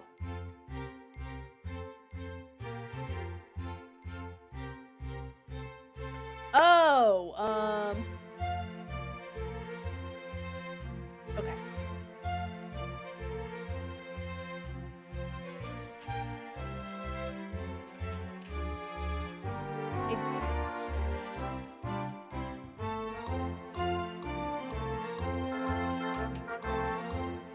This happened yesterday too. I closed out of the game for a reason, and then I can use display capture. As I said, I don't like to use window capture because then it puts like a yellow border. Can I actually fix it? Hold on. So it doesn't put the yellow border when you capture.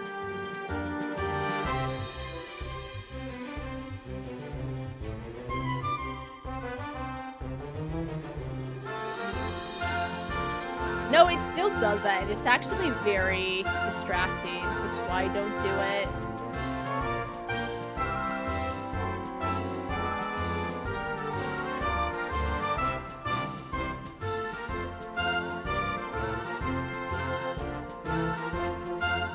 Oh, now it's not showing up because I changed up the capture method. Yeah, that's my only issue is I wish it didn't have that border. All right. Well, we'll do this. Because, yeah, I think yesterday, the couple of times I wanted to look things up, I just switched scenes. Okay. Fix save. This will actually help to see if I fix it. But, alright, go to sleep.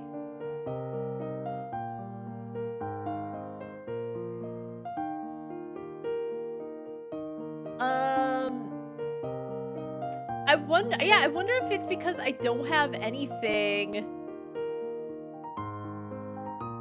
at this booth. All right, can I fix that?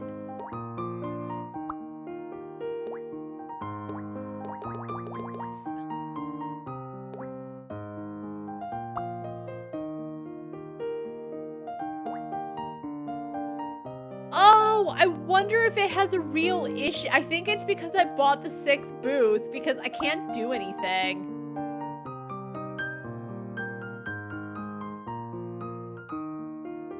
All right, hold on. What did it say? It's not that big of a deal. Shop 2 index was out of range, must be non-negative and less than the size of the collection. Okay, I don't know what that means, but it's definitely an issue with the 6th booth. That's fine. It doesn't really affect me. I just bought it because.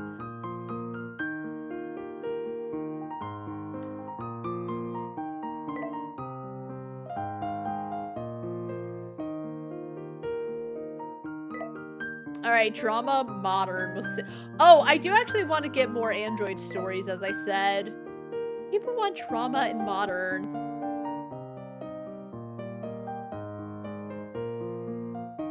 Okay. I said I was gonna do something with willpower. Hold on.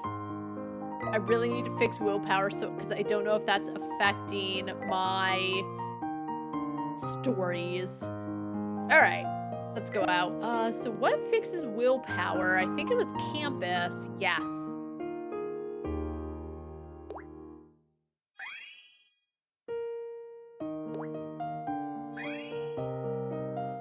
I also do need creativity.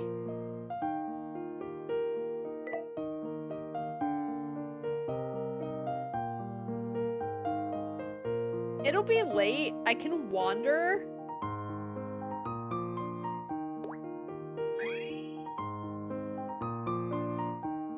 And we'll brainstorm crimes.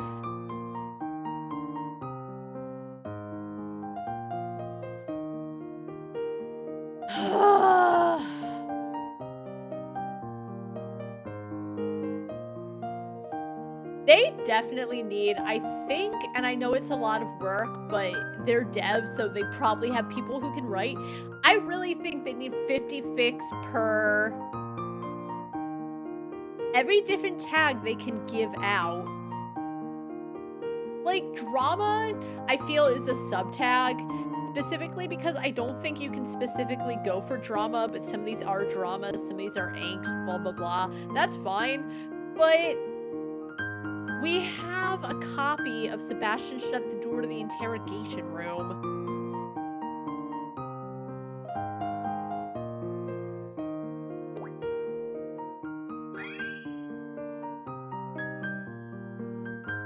That was a bust, but that's okay because it just passes time. Oh, I keep not giving things to, oh, right. Okay, let's see.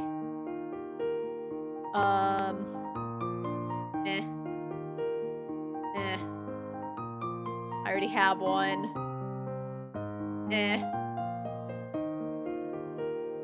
That's pretty cute. Alright, the last star apparently has nothing.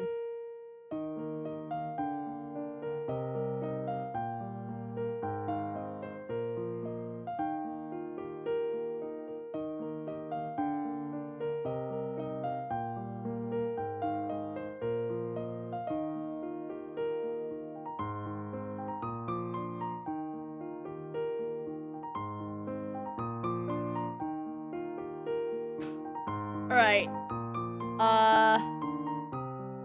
Is there anything else? I only have so much time, so... Alright, so we'll start at... Okay. Let's go.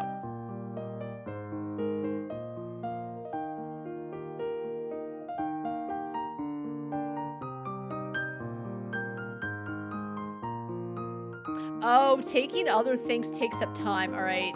I want this cut out. Get out of my way!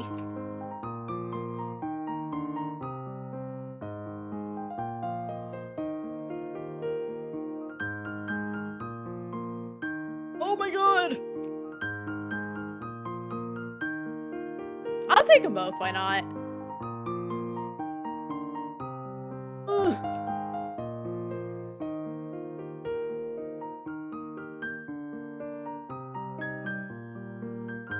I don't think I even checked out what A had.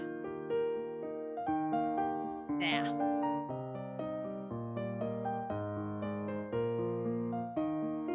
Oh, that's... I don't... Okay, we'll take it.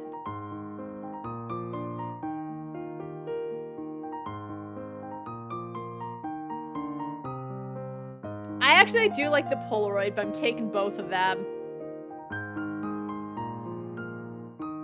Oh god, what's her problem? Alright, I already have that ship one. It's just alright, though.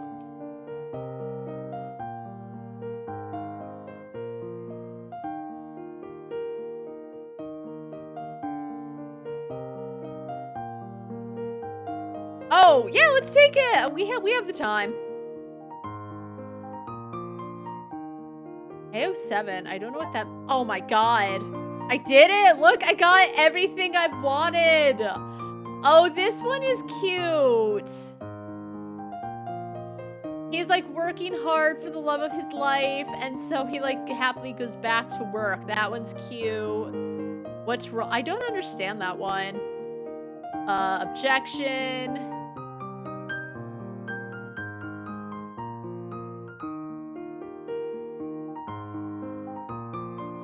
What bird is this? Butterfly. It was just cute. The stupid Yowie one. Okay, we got some goodies. I feel like this is my best. I got 10 goodies. Damn. It's because I finally understand how it works. I feel like the very first time you go through, it goes immediately. But like, I don't know if they fixed it since I played, but I feel like you have more than enough time, unless you want everything, but I'm very picky. All right, anyway, I got it.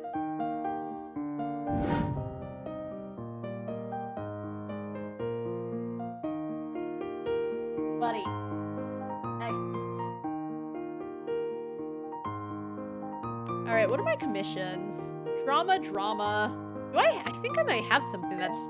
No, I saw drama, but it was all shit that I had already done.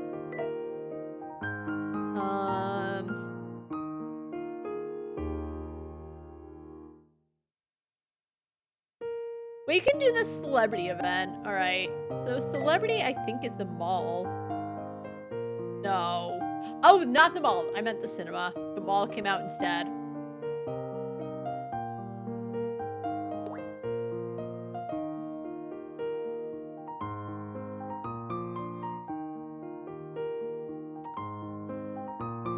Oh. So much pain everywhere and Elk's body hurts. Wump? Uh-oh. I don't like that. I don't like that. If I fuck up, then wump. That's okay. I have a lot of stamina, so if I do it in a way I don't like, I can delete it. I don't have to reload. That's what I learned. I can delete it and then rewrite it. I don't lose it.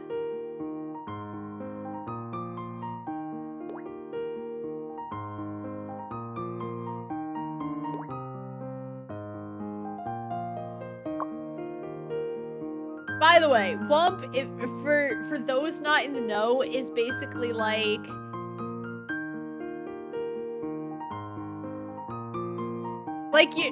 almost like you're picking on that character, just it's not gonna end happily for them. It's just like Wump. Like, Wump, Wump, Wump. I don't think that's what it's based on, but it just means like nothing happy is going to happen. You're letting people know ahead of time. You're not telling them how you're going to mess with this. Wait, they're an auction item?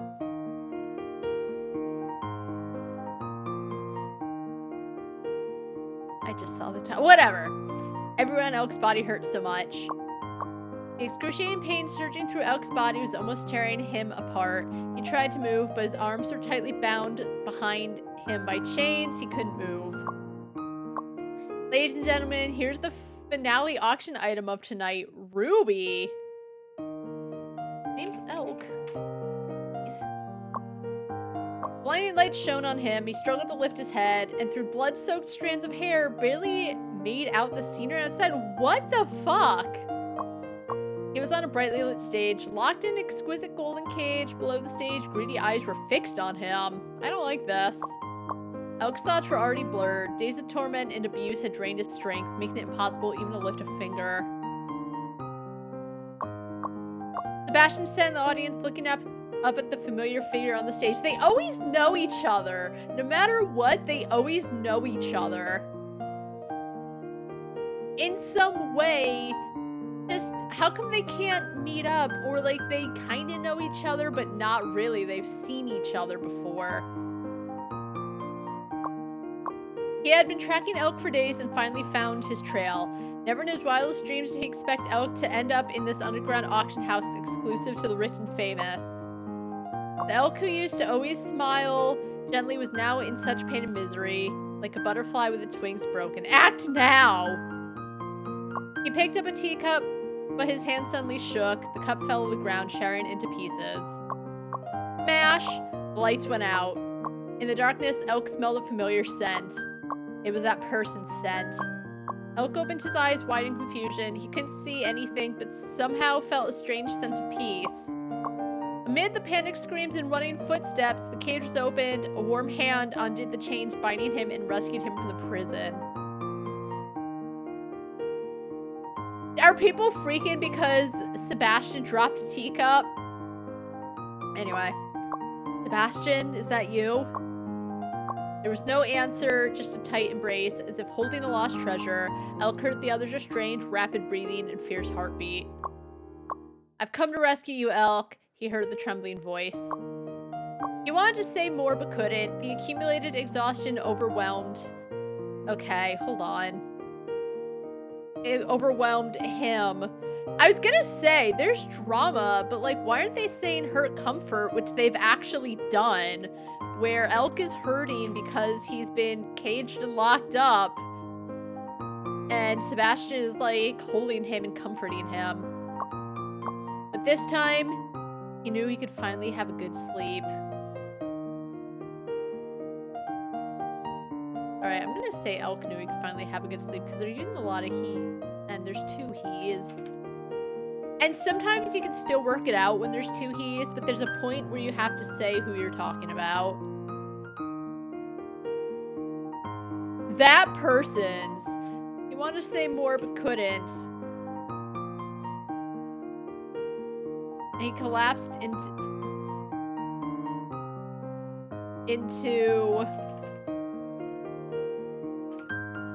the Bastion's arms. But this time, okay, we're just gonna say, finally, after so much time, no, just finally, Elk knew he could finally have a good sleep.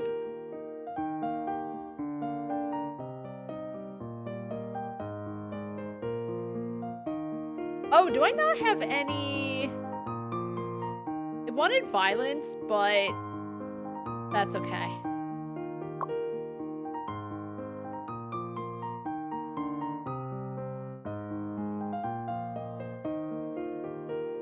Oh, they did one? Okay, we'll give it to this one.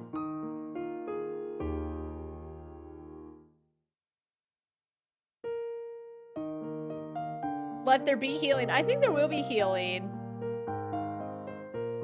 Oh my god, Ethereal Snow posted twice because she loves me so much. I need to give her items. I keep forgetting to give her things. Okay,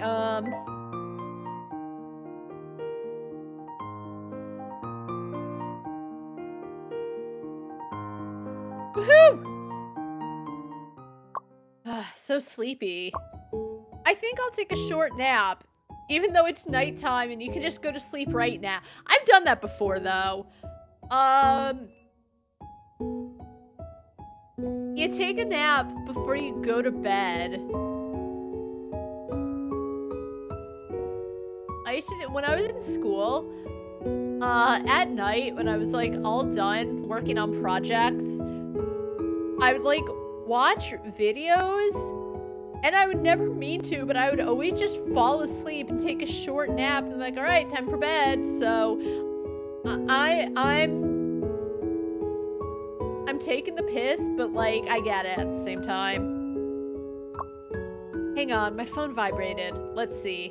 Message, or oh my god, message from Blanche?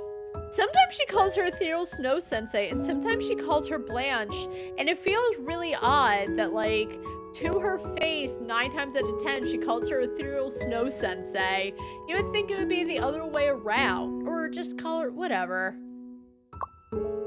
So sleepy. It'd be great if I could sleep for a bit. It must be so tough working overtime. Can't leave work yet? The senior member of my group took leave last week, and he's checking our work right now. There's a bit of a problem with my coworker's assignments, and we're now picking up her slack. I'll probably have to work past midnight today. Oh, she's crying. It's past midnight. I'll stay up and chap with you. Chap. Oh, God. Oh, no. Oh, no. She's trying to fix it, and she can't. Oh, girl, just... She gets it. She gets... And that's one thing. So, like, I let it go, right? If someone has a typo, and I guess... I know they want to correct it, but I also understand that, like, way in the past, you would say type one thing wrong, someone would think they were so fun. I had a friend like this. I would have, like, one little typo, and just for me, it's like, you get what I'm saying. And he would not pick on me, but he would, like, point it out. Like, he was so funny for, like, making it into this big... not joke, I don't know how to put it, but like he would think it was so funny, but it's actually very annoying when someone picks up a little typo and they like poke fun at it in a certain way where it's like, dude, you're not cool, you're not funny. And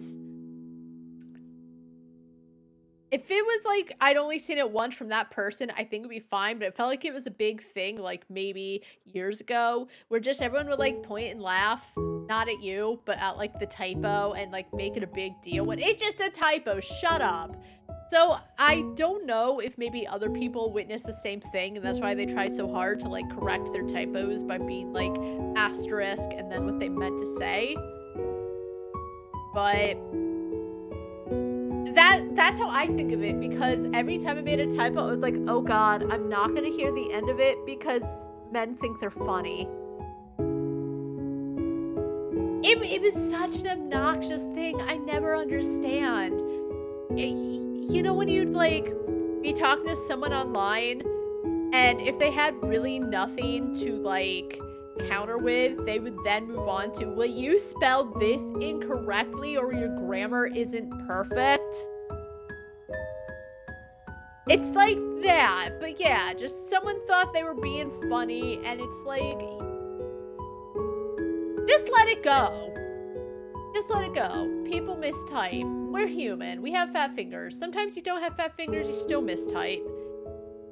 Especially when you're a fast typer, you tend to mistype and you don't catch it before you just hit enter. And sometimes I'll be on Discord and my big fat finger will hit the enter button before I'm done typing. So I don't think that's what Moose is getting on about, but that's just what it reminded me of, is like you make one typo and someone thinks they're being so funny. Chat, sorry about the typos. Lol. Sounds like you're pretty tired yourself. You should go to bed now.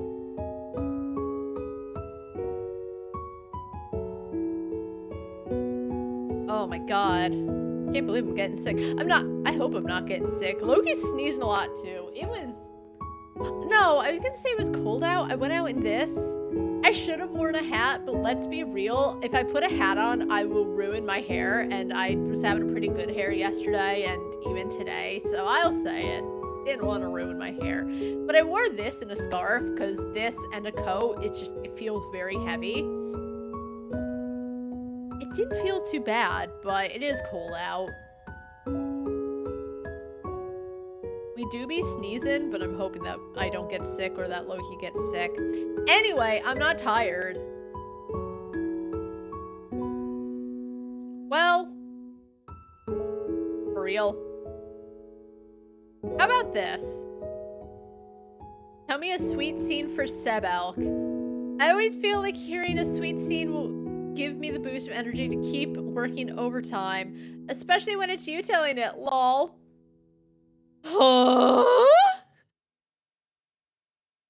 Shit like this is why my throat hurts at the end every single time I stream this game.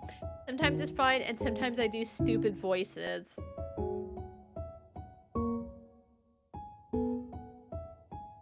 Is that too demanding of a request? Not at all. I love you. I'm all ears then. Let me think for a moment. Well, I happen to have one in mind. Do you mind a little smut? And I wanted to turn it into a story. Then I don't want to hear it from you. I'd rather read that story instead, of course. Oh my god, okay.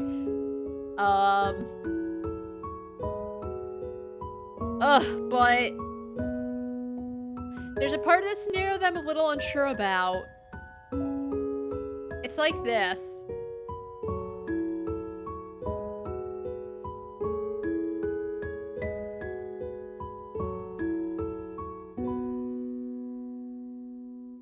Are they trying to curse? Is she trying to... Sebastian is shit and Elk is shit. I don't know if that's what she's on about.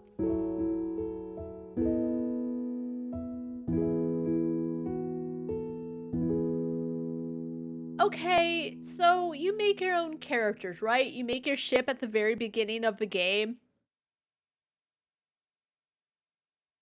They couldn't think of any scenario. I feel like because this is a fanfic game, the writers could have gone absolutely nutty, right? Right? Like 500 different stories, long, short, it don't matter. Take a year, have a few of the writers just go nuts. I don't know. I don't know how long this was in development for, but they could have not used fucking whatever because they couldn't think of it, but it's so aggravating that I don't know what she's on about. During a something moment, they fuck. However, Elk thought Sebastian was rich. Because of Elk's attitude, Sebastian thought Elk was being a dick and responded to Elk,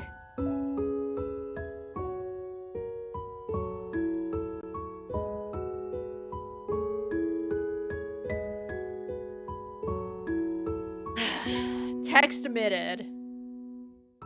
In short, that's the kind of story it is. It's a shit story.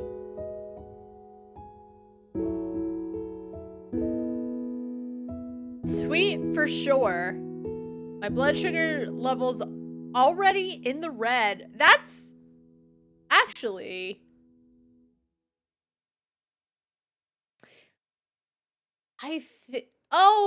well, I was gonna say not sure how that works, but now that I think about it, in Captain Novolin, which was like, it was such a good game. It was for the Super Nintendo. It was like a side-scroller action game. You play as Captain Novolin. He's a superhero that has diabetes. It's a game about teaching kids to manage diabetes, I think. So you would take his blood sugars, and it would either be like in the red or there's red, yellow, and green, I think. I don't remember. And I think red stood for high, and the green was low. I think, I don't quite remember because I haven't played it in a very long time. But, okay, so her blood sugar is like 360. That's pretty bad, by the way. Sometimes it happens. There was one time I forgot to do my insulin shot in the morning. I meant to. I got a coffee over from the place where I get my cold brews, and I had seen someone was gonna throw stuff out, so they had like the boxes of free stuff, right? So I wanted to go and get a couple things for Loki.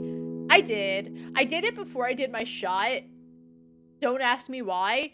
Came back, completely forgot to do my insulin shot, and then I was like disgustingly high for the afternoon because I forgot to do it. So my blood sugar definitely in the red that day.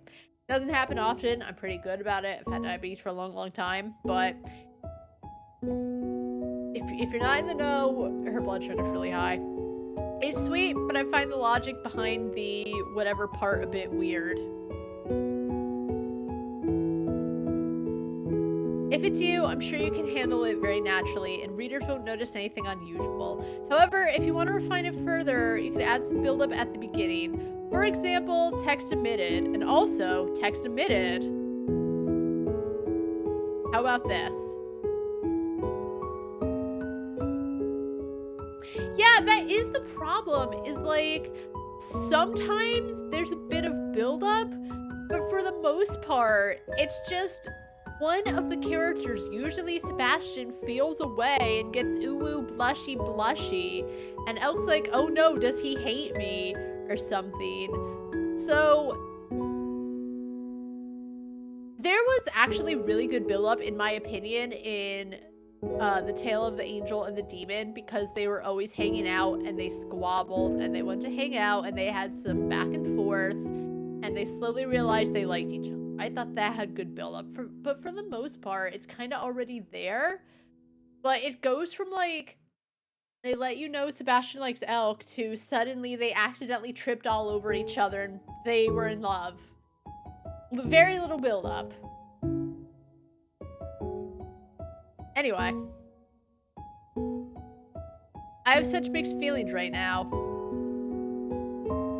I really want to hand you the pen and let you write. The pen! Give her the keyboard. Is she writing her fanfics on paper and then transcribing them?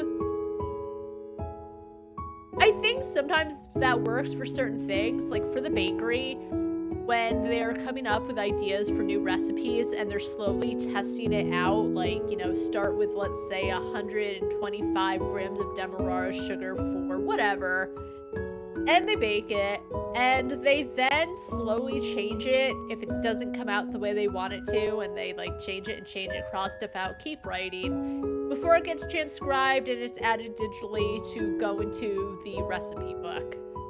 That makes sense, because they're doing it on the fly. There technically is a computer on one side of the bakery, but it makes more sense for someone to like quick jot it down. But writing a fanfic by hand, I guess, still works if you have a quick idea. But like, you don't jot down the whole fanfic on paper and then put it on. Maybe that's just me. Anyway, really want to hand you the pen and let you write it. TheMischievousMoose Sensei. Just because you're cute, that doesn't mean you can get away with acting like a spoiled girl. Your sweet scenarios already recharge me. I look forward to seeing it come to life in written form. LOL!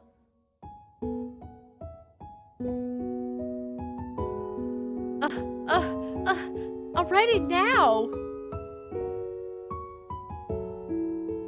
Don't you dare. Go sleep. Good night.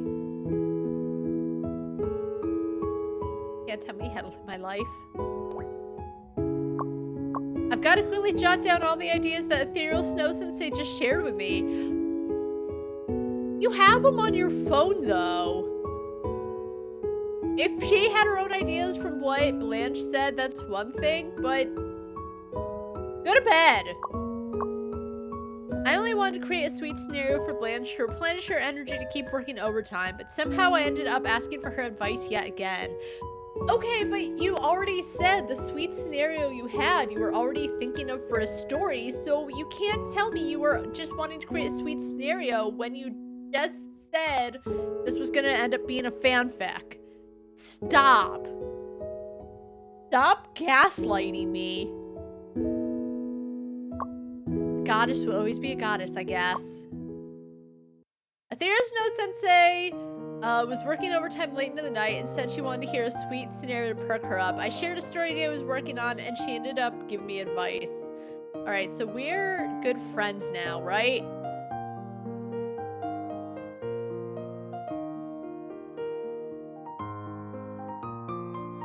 Yeah.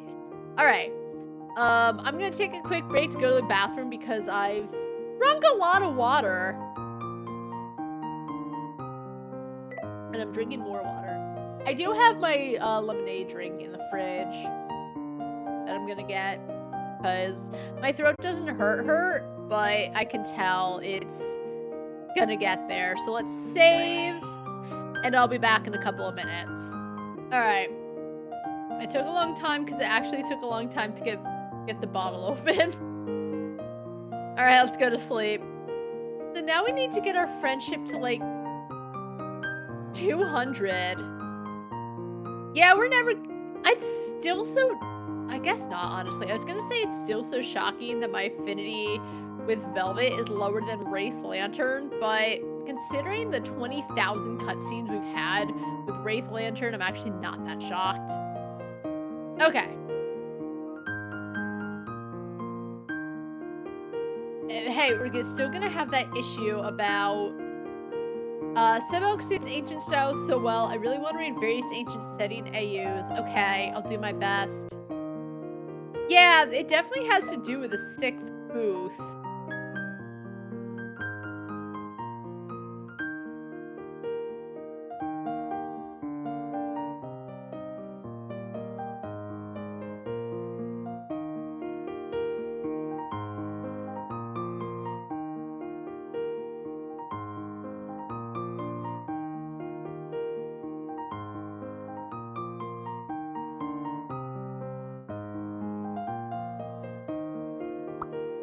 Oh my god.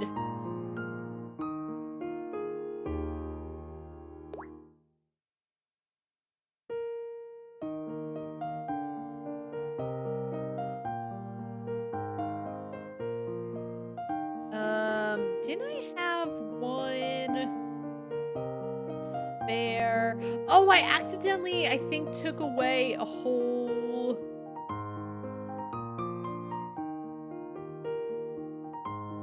Okay, so I need to buy 1, 2, 3, 4, 5. Okay.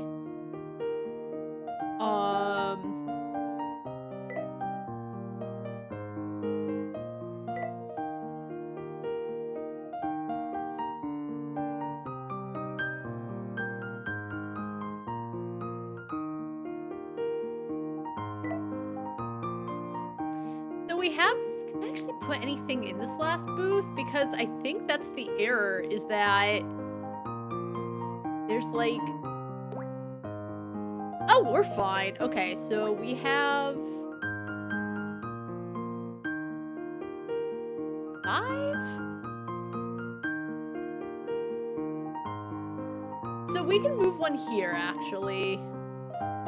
Right.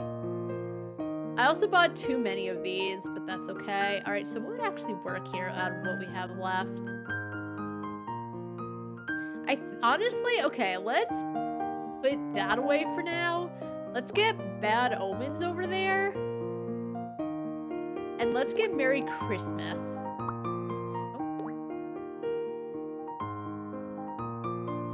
Beautiful.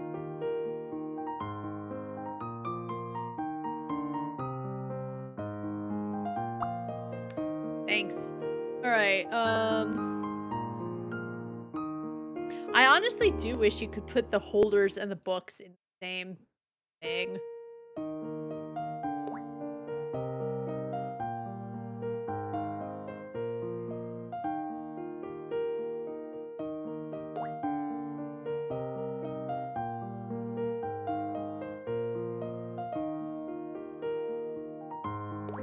This one kind of works here, even though it's weird.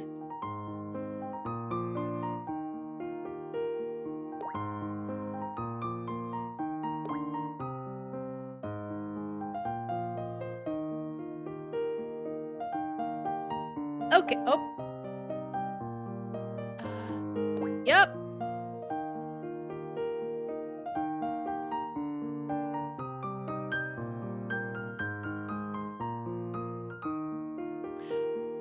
Oh, these two are different, but they look so similar. Devil's Temptation and Oath of Darkness.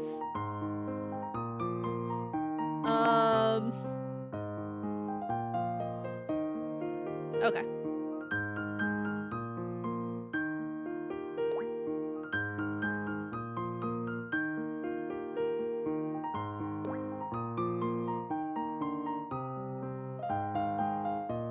So I accidentally got rid of some of the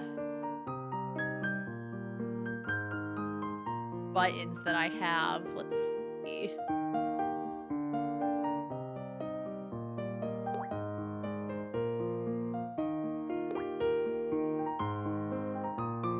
Guess you can't just hang those. I think I already kinda have some of my stuff though. I think we're good. Alright, I put stuff there, so maybe I won't get an error about it now that I've actually filled it up.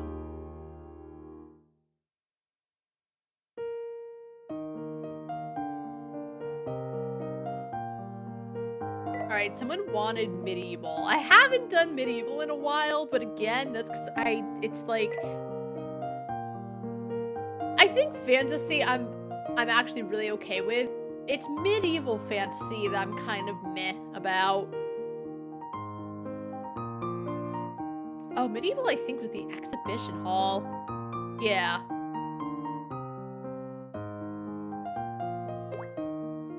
I do also like that if you do have a commission, it shows up there. Alright, what do we got?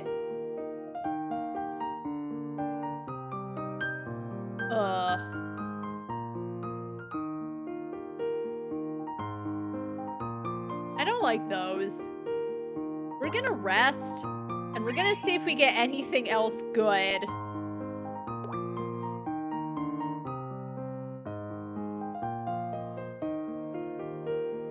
Can we stop?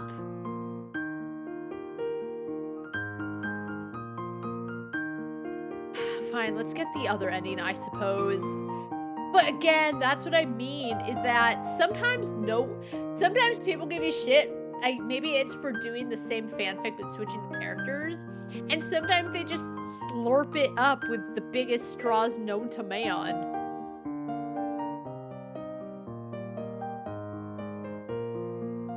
Okay, let's make sure we definitely get this commission going.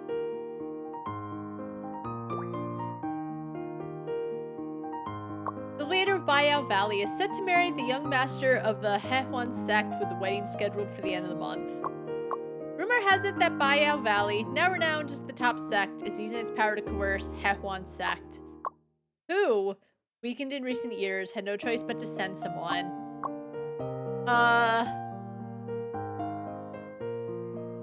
Indeed, brother, I'm a disciple of the sword sect, and when I went to deliver a message to the Bayou Valley master, the young master starts a fight! As soon as I arrived, a sword descended from the sky, aiming directly at the head of Bayou Valley. The attacker was none other than the young master of the Hehuan sect. Master, that's the gist of the rumors. Thank you, Uncle Lee. Before Sebastian could finish, Elk, who had been listening, face flushed, slammed a hand on the table and stood up. That's because I was angry that he and the sect leader conspired together and set the wedding date without telling me. Uncle Lee chuckled, amused. People outside don't know you've been close since childhood, that you're long since bound by marital contract. An old cow eating tender grass, forcing someone into submission, a forced proposal. No, don't listen to that. I agreed willingly.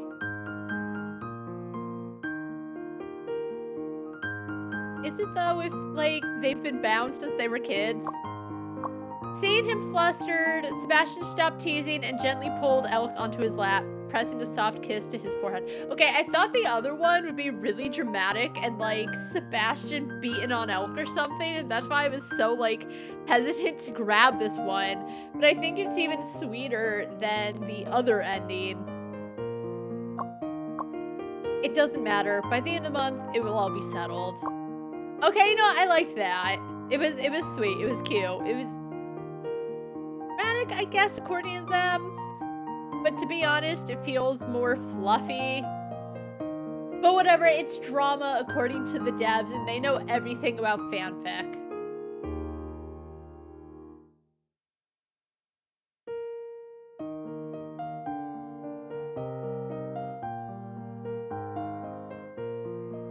I wish this Naruto spam bot would shut up and the Sharknado spam bot would shut up. Naruto ain't that good, I'll say it.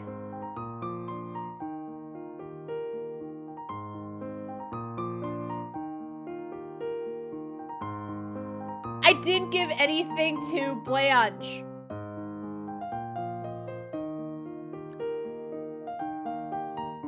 Hey, I didn't fix the issue, by the way.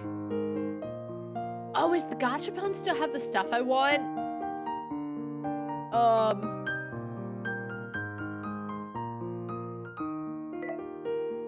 I have to go to the gachapon.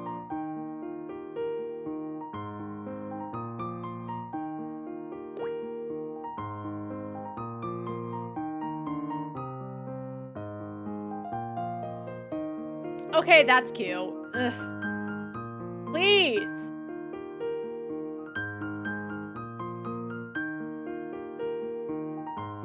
Alright, I like that. I just want the nurse thing. Alright, we're working. I don't care what it takes.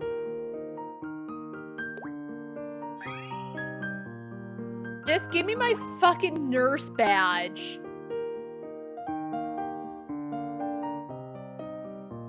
Thank you. That's all I wanted.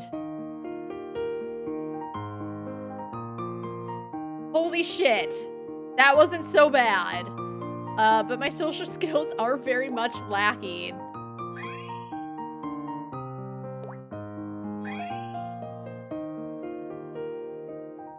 Alright. We did not get anything accomplished. Someone wants fantasy fluff. I'll try. I don't think I can... Okay, I can go to the bookstore.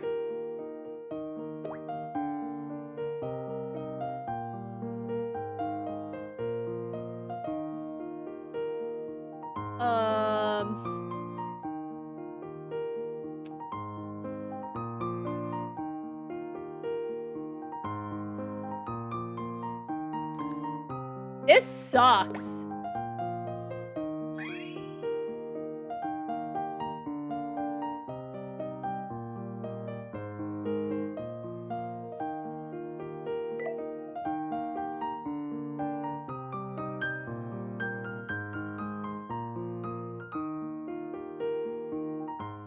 Oh my god. Ugh.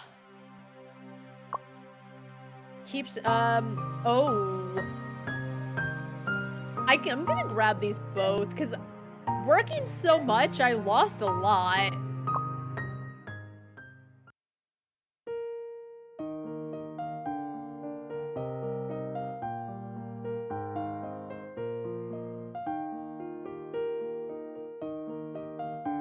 I don't know what it wants anymore. Oh, I need to, okay, so I think I should go for Righty Brush and the Veiled Fox. Alright, I can get this, though. Alright, so what do we need? Sashimi was very shit. A typical morning. Forgetting takes so long.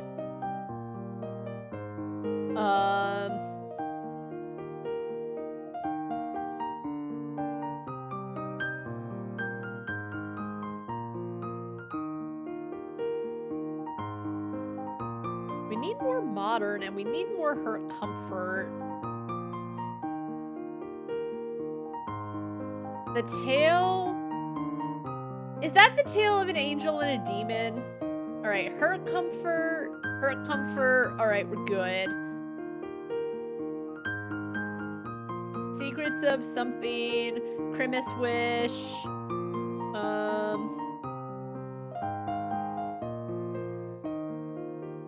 Reunion.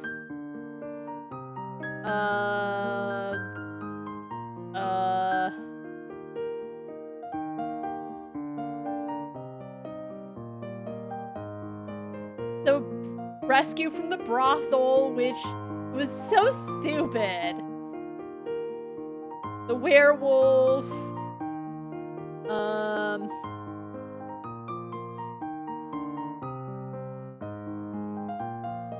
Surrounded by elks.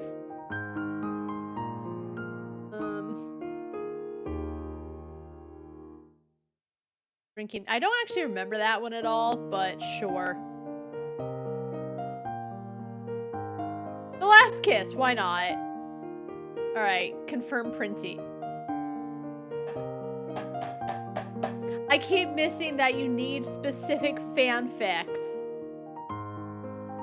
This is so stupid.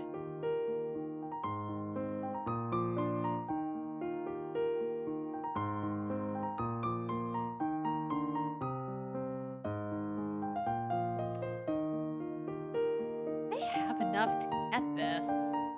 Star Dream, Father. Well, I definitely know I have enough fluff. But I don't think I have enough hurt comfort.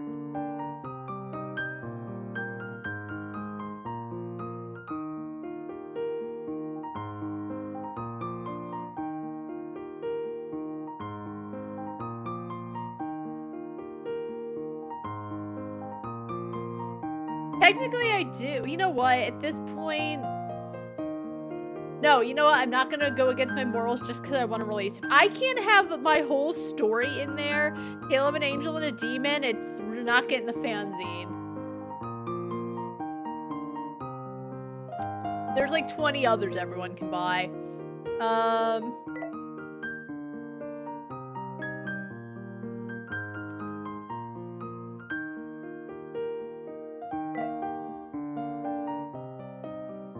I think I was gonna go and do John Jet, but what did I need for the fanzine? I already forgot.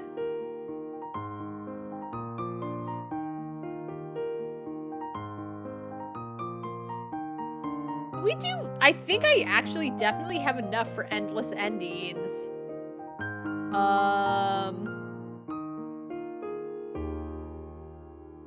Let's see. Vernal Road. Angel's Gift.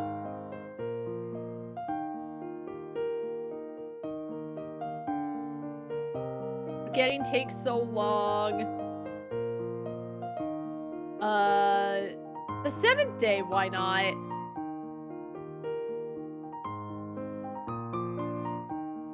Little Mermaid. I don't have enough funny. Opposite Paths. Seventh Night. Letters from... I forgot, honestly.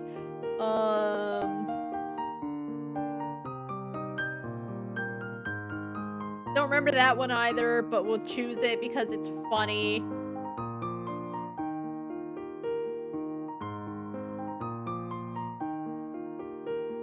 Alright, so we need one more drama and 2 more angst. 10-Year Gamble is angsty. I saw one more angst, which I can throw in there. All right. Okay, so let's add these Little Mermaid ones.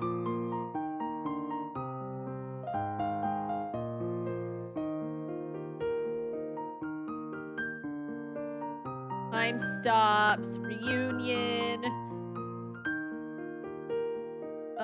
Christmas Wish. Turn into a Doll, Abandoned Dog. There we go. Yes, it's $80. They better like it. Oh, we'll add Battle Royale, why not? I don't know what mistake it is, but I think it probably had a stupid ending and I got rid of it, and that's why it's blank. I think I took a lot out because I was actually specifically looking for things. You know what? It's called Endless Ending, so let's just put everything in there.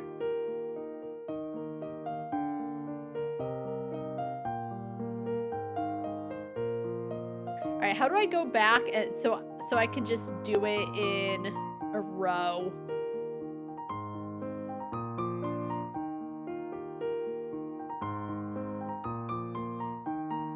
I wish they would give you the list of all of your fanfics, because they only choose specific ones.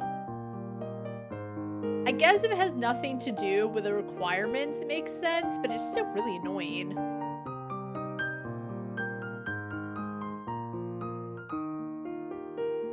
because here's the thing. If people are going to be paying $80 for it, I need to give them everything. You know? That's a lot of money for a fanzine. People are skipping meals to buy my fanzine. And I'm not going to disappoint them, so they get everything. And sure, a lot of the fanzines all have the same fanfics, but these idiots aren't going to say anything. I can have Velvet cancel them in a second. Even though she did kind of say she was above all that, but still. Alright, so we've got 47 fluff fics, 6 inks, 24 drama fics, and 11 funny fics. That's a bit of fanfics. That's 88 fanfics they have, so less than $1 for a fic, it's worth it.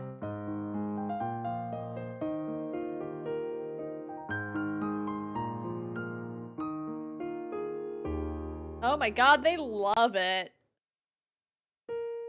Alright, apparently no one's skipping meals for it, but that's okay.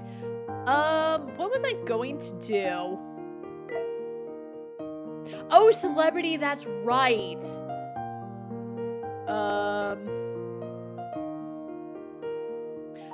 I wanted to do medieval as well, because it had been a while. Oh, I think I tried medieval, and it wasn't that great. We'll go for celebrity, because there's only a day left.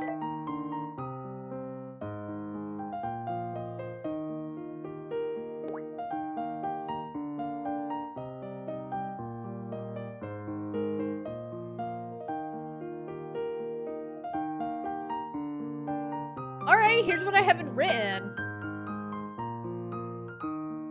We definitely need to get our creativity up. It's suffered. To be fair, it suffered because I was working, because all I wanted was things from the gacha machine.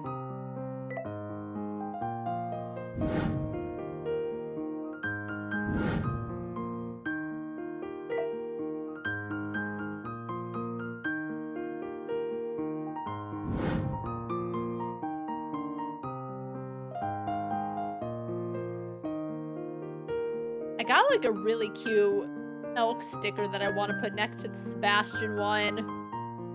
Oh, here's my freebies.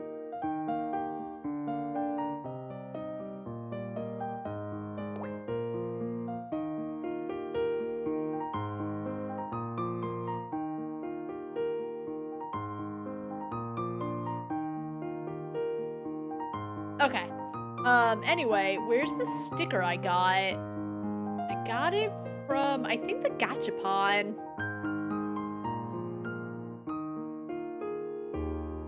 Yes. Nope. Okay. We'll move this a little bit. And we'll get this. And it's like he's singing him a love song. I don't know what, like... There's little things on the right. I don't know what those are. Oh, can I put books on there?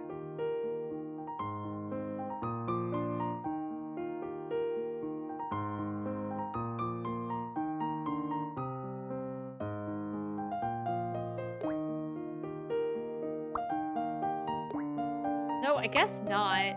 Okay, whatever.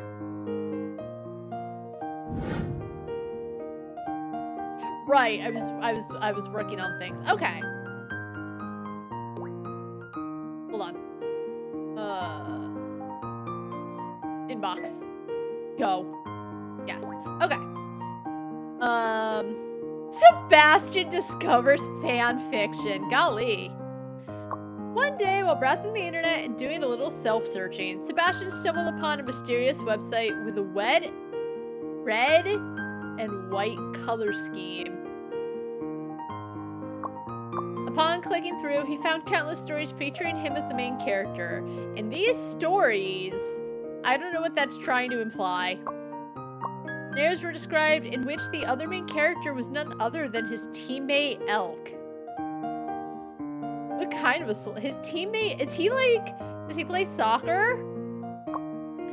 Unbeknownst to him, Elk had already shared all kinds of adventures with him in these stories. They'd experienced everything from unexpected heat cycles. Shut the fuck up. Strange patterns appearing on their stomachs, accidental marriage bonds, having 20 children together, reincarnating to raise each other. That's weird. Turning into identical robots after death, crossing multiple timelines just to save one another, and so on. Just as Sebastian was getting more and more engrossed in reading, the door suddenly opened. Elk walked in, catching Sebastian hurriedly closing the webpage. What are you doing? I like it. It's so odd that your options are watching porn or reading fan fiction, because I will be real, I don't think reading fan fiction is that odd. I think someone catching you watching porn is like way more awkward and embarrassing than like, oh, I'm reading fan fiction. I'm gonna say it. I don't give a shit if you disagree. It's not that odd. Reading fanfic. I'm gonna say it with my chest. Read a fanfic. Apparently you traveled through time 100 times just to save me. Oh, it's Fluff! Aww.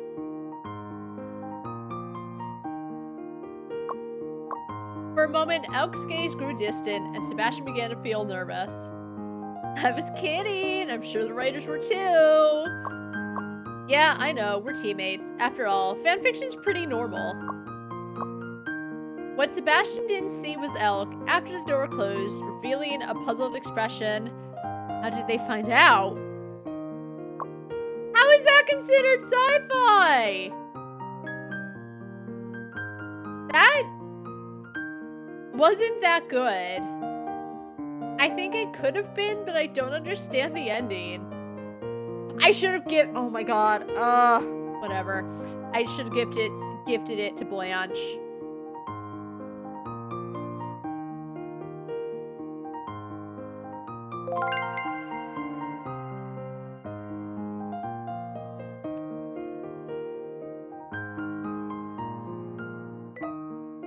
Okay, because we did have the fanfic where Sebastian, I want this person. Okay, cool. There you go. Alright, we have to give something to Blanche. I keep forgetting.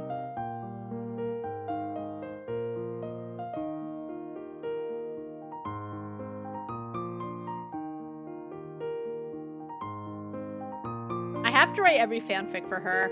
Okay, I have to stop writing for these stupid ass commissions. I need to just write for Blanche. Oh my god, can they stop? I get it. Alright, someone else that doesn't want medieval, but again, I don't care because it's all for Blanche. We got 16 days left. I'm hoping a lot of drama happens between now and then.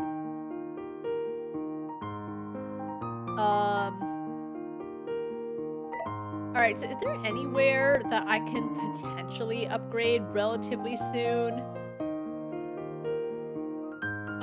You know what? Let's go for sci-fi, because there was another Android one I saw once, and I don't think I've seen it all that much.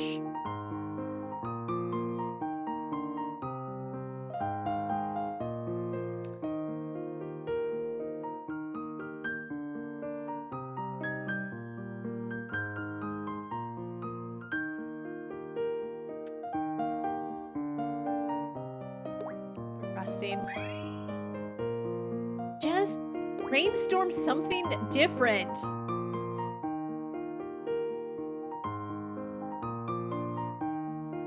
This game. They give me way more than 5 idea points, by the way. I don't think I understand. Maybe 5 per? I don't know. I don't know how it works. What do they have in the gachapon?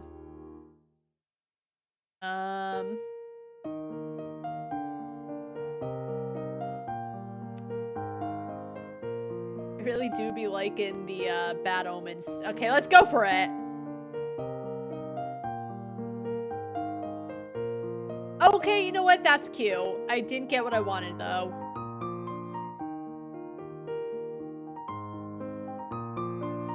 I guess we'll give something to Ethereal. That's right, you can't chat with her.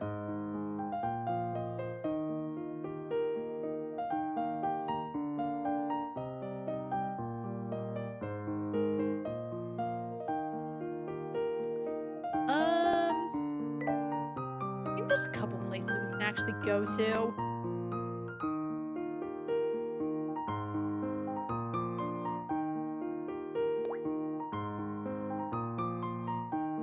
Let's see if there's anything good and silly that I haven't written yet.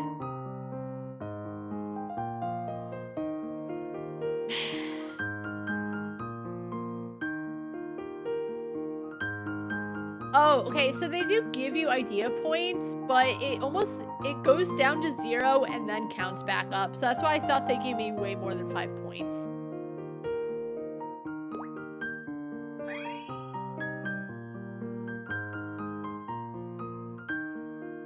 Again, it is me refusing to go for ABO. That would give me a few new fanfics, and I could easily upgrade it, but I refuse. Morally, I refuse. I would have to eventually, because I'm sure there's achievements for getting, like, everything to the highest level, but I don't want to.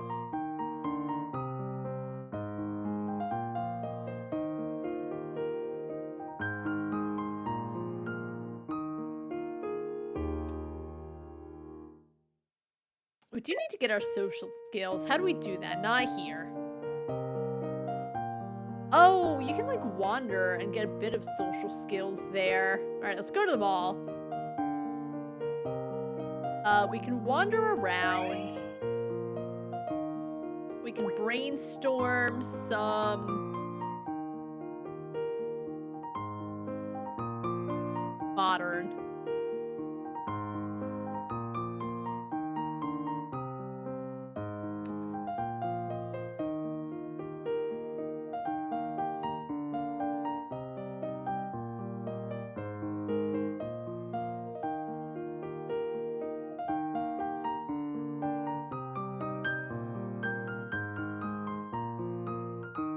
Let's work for some gachapon.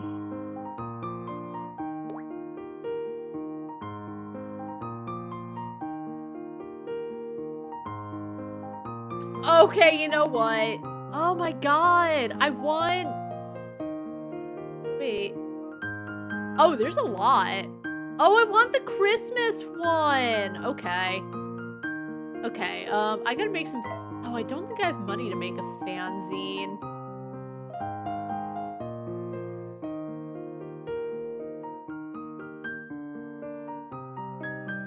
Okay. Oh, I was going to do Janja so I could get the, writing brush and the veiled fox. I don't have witch's treasure, so I can't do that. Any Wheel of Fortune? No, because I don't have 2 Sentinel stories. We don't have Night in the Emergency Room, and I keep going for, like, modern. We have Nasty Doctor, but we don't have Night in the Emergency Room.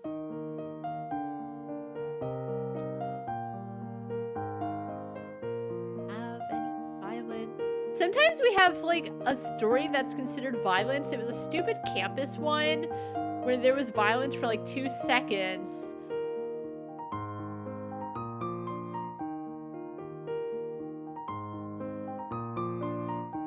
Oh, actually... Okay, that gives us a decent amount of violence.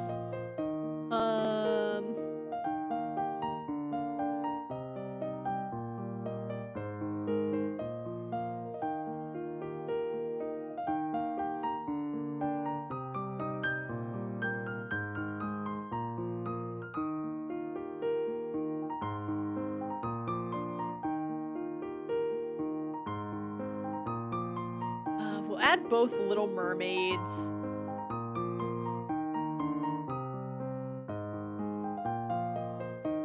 Alright, now we can look for angst. And anything else in my... I don't put the last kiss in enough. The 7th day or whatever. Sit paths.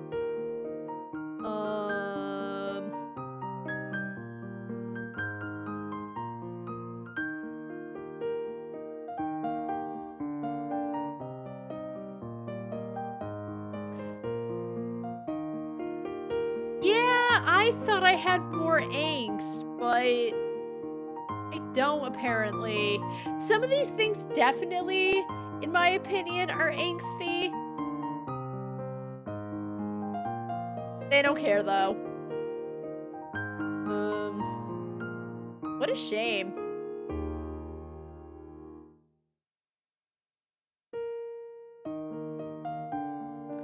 Darn it, because I want to make money.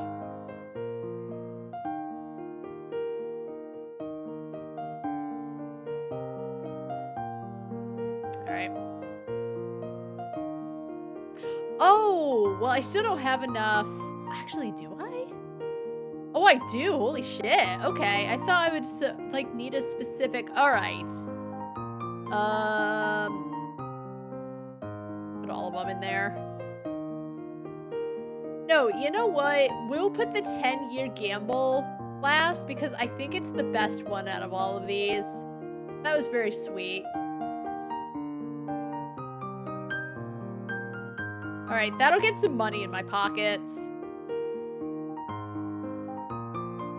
Is anyone skipping food for it? No. No. They're not fans enough.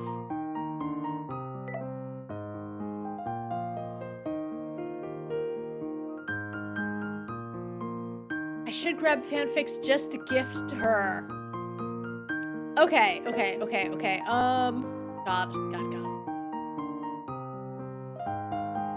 We'll do a stupid animal fanfic for her.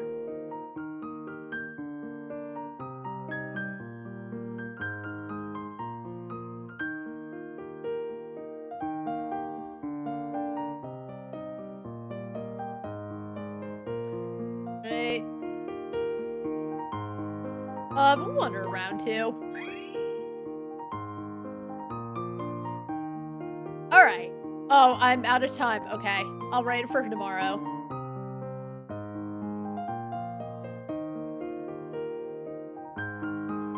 Alright, and how about... Okay, shut up. Shut up. I don't care what your commission is. It's all about... Blanche. Alright, so I have 300 coins.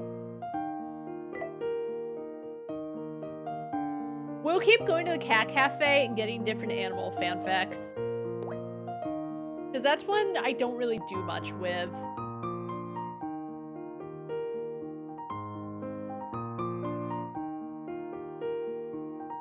A forest. Oh, but I'm also curious about the other ending of that one. So we'll leave, and then we'll write the 2 fanfics. Alright, we'll start with this one. Saving someone or something in need seems like human nature. I mean, I think for some people it is, but not for everyone. Elk thought this as he handed over all his scholarship savings and earnings from 3 different part-time jobs. Oh, this is the one where he gets the cat. Okay. It all started on the way back from school when Elk happened to glance into the window of a nearby cat cafe. Through the glass, he met the gaze of a ragdoll cat sprawled on the table, basking in the sun. Its large blue eyes seemed to still hold a surprisingly wistful expression. Okay, first of all, Sebastian would not be a ragdoll. Sebastian would be like a black cat.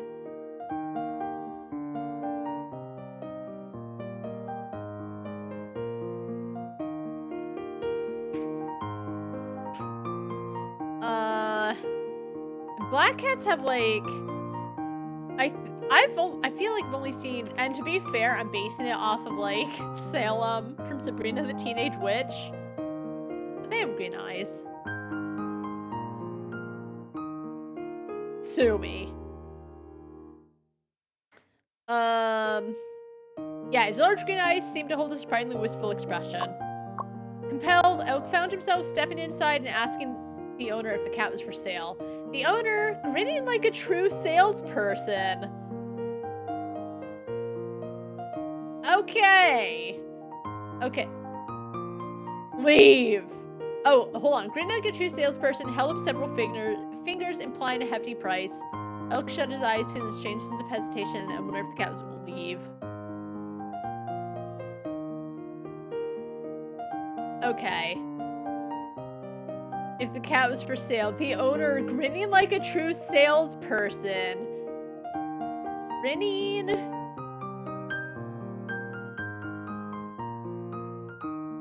A slimy smile. Implying a hefty price. Okay. Despite the cost, Elk worked diligently for half a semester, even moving to an apartment outside of campus to accommodate his new pet. It wasn't big, but it was just right for him and the cat. Oh, so you can... Okay, so I guess he gets it no matter what. On the way home, Elk cradled the... Okay. The black cat. Carefully, making sure not to jostle or bump it. So he gets it either way. He either brings it to school or, like, leaves. I don't think I would get that from saying leave. Wondering if the cat was worth it. With that wording, if I choose leave, it's more like you don't get the cat because apparently it's expensive. What should I name you? Oh, I know. I'll call you Sebastian. The cat suddenly squirmed in his arms, jumping to the ground, and stared back at Elk with an expression that seemed both shocked and offended. Cat. Elk could have sworn he saw an emotion flash across the cat's face, something that looked suspiciously like disbelief. You don't like it? Tough luck, I do. Anyway, I like Sebastian. And if you're my stand-in for him, so be it. That's really fucking weird.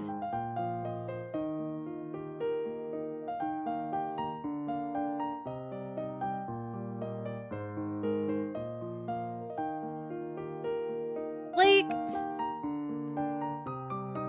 I'm breaking my own rule again.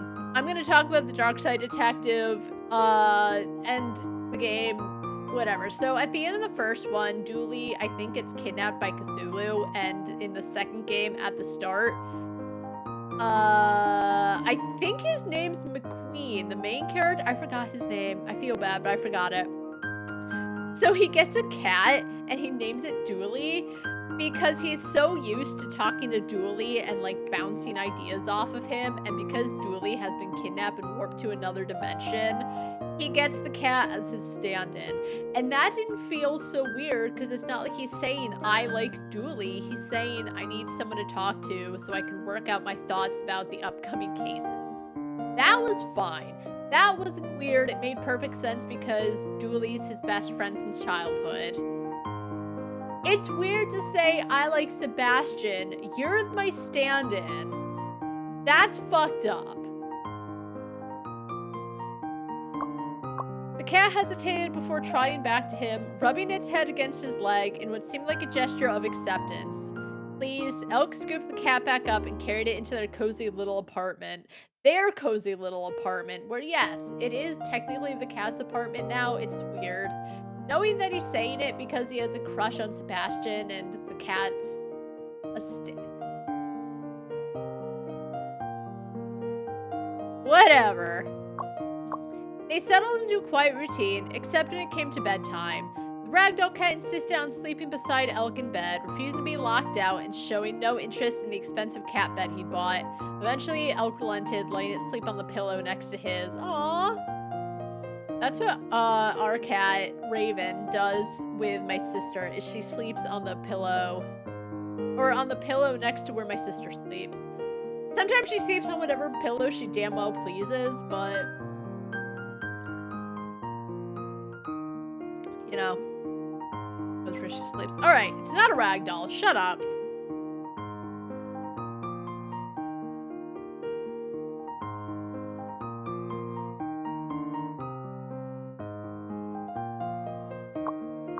You're just as annoying as Sebastian.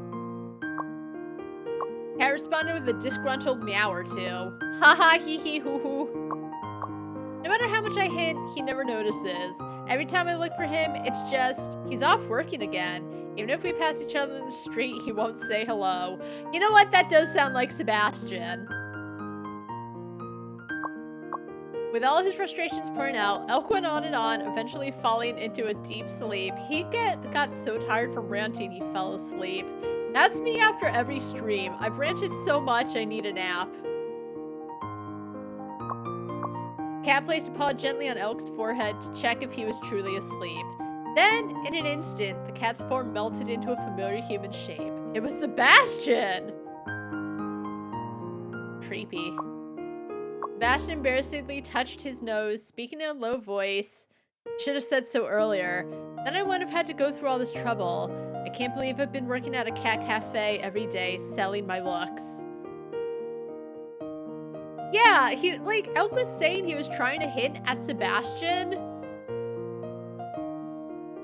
If he doesn't notice after a few times, you gotta be more literal and be like, hey man, I like you. Just hinting at it isn't it? I don't know what the hinting is, but just if it ain't working, you just gotta outright be, hey man, I like you. Do you want to go out? Maybe he'll say no. Maybe he'll say yes. Okay, and that's the end. Anyway, this is a gift from my beloved, so shut up.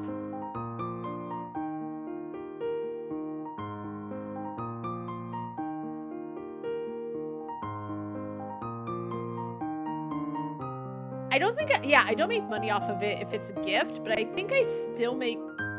Actually, I don't think I make fans. Well, whatever. Blanche's end goal, so who cares? Elk is a marine biologist. One day, he found a cute little tentacle in the catch. A cute little tentacle. Bro, you found Cthulhu. The tentacle was only a small segment, looking tiny and very cute. How does a tentacle look tiny and cute? I'm just wondering. Elk named it Sebastian and kept it in a petri dish, carefully taking care of it every day. Oh my god.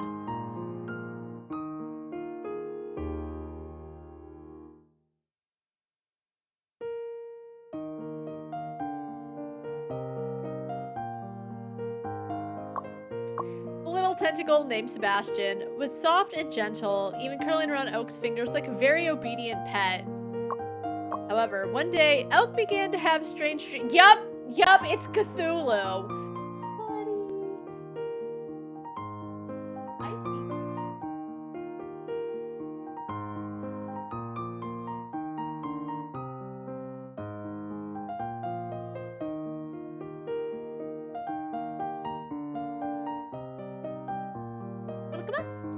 You wanna come up? God, my headphones.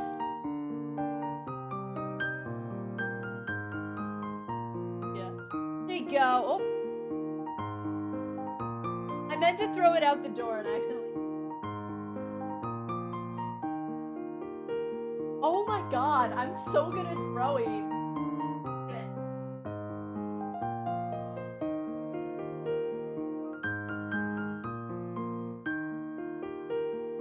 Oh my god, I'm really bad at throwing things.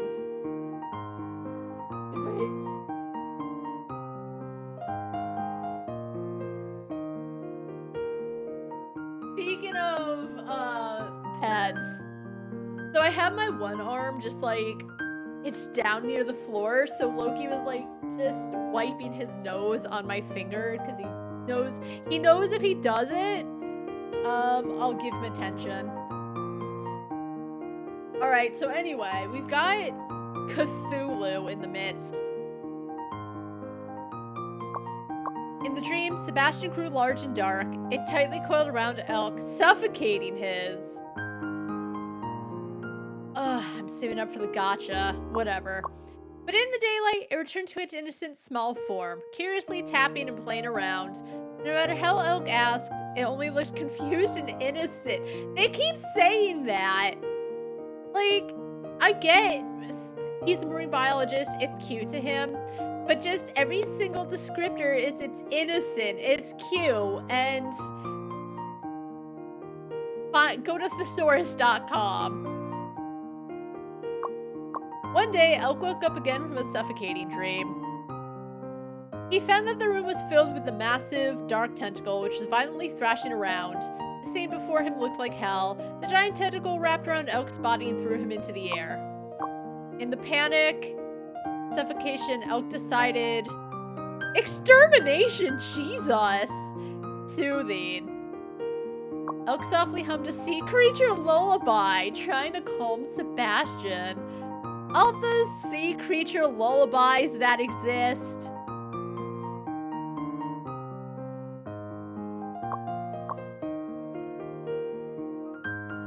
The tentacle hesitated for a moment and gradually calmed down. After what felt like an eternity, Sebastian's tentacles slowly retracted. Elk collapsed into the ground, touching the red marks on his neck from the tight binding and coughing lightly. Exhausted, he fell asleep. The next day, he found the room looked like it had been through a storm. Sebastian was gone, along with all the other marine creatures. I'm really glad that we found out right this second there were other marine creatures because, yes, it mentioned that Elk got a catch and Sebastian was part of it. Never mentioned anything else. Just Sebastian's so cute and innocent, he was the favorite.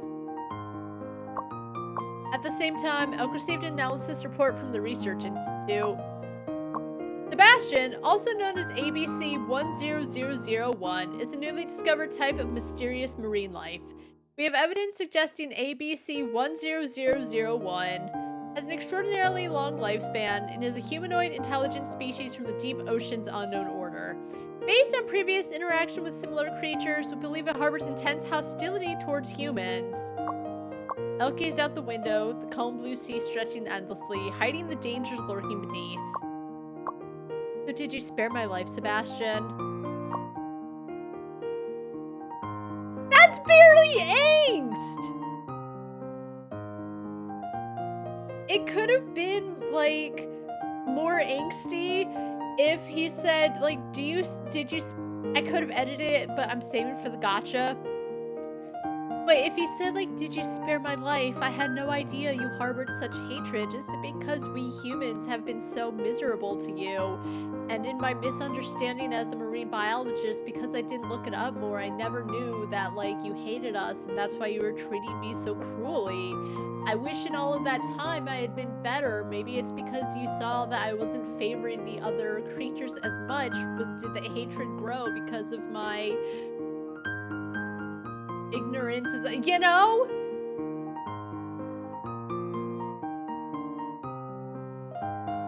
Just spicy enough? It was barely spicy.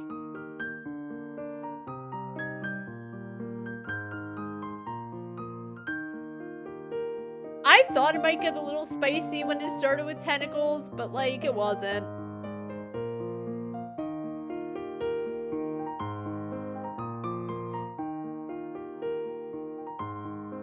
Alright, okay, so shut up about... Alright, so we're going to the mall and we're going for the gachapon.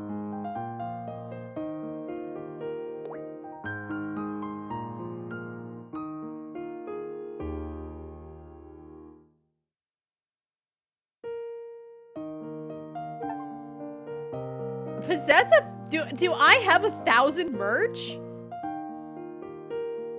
I didn't even get anything good. Alright, we can reload. That's okay.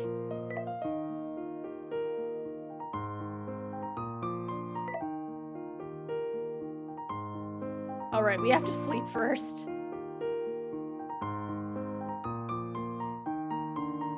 Actually, what I should do is save so we stop getting this stupid, error because I opened up a 6th booth.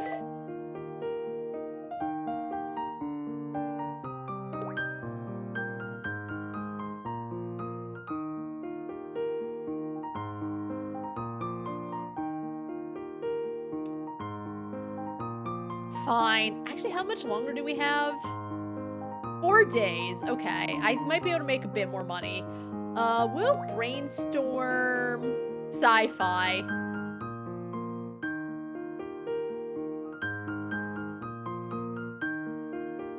Oh! I was thinking of Sebastian Have Some Cake, the one where like nothing ever satisfied his hunger.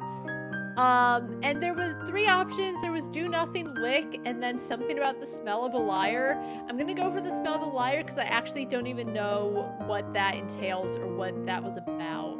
We can work and make money for the gacha because I really want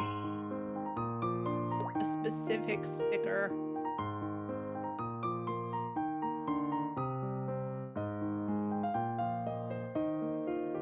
Okay, I got the sticker I wanted. Okay, we can go. Okay.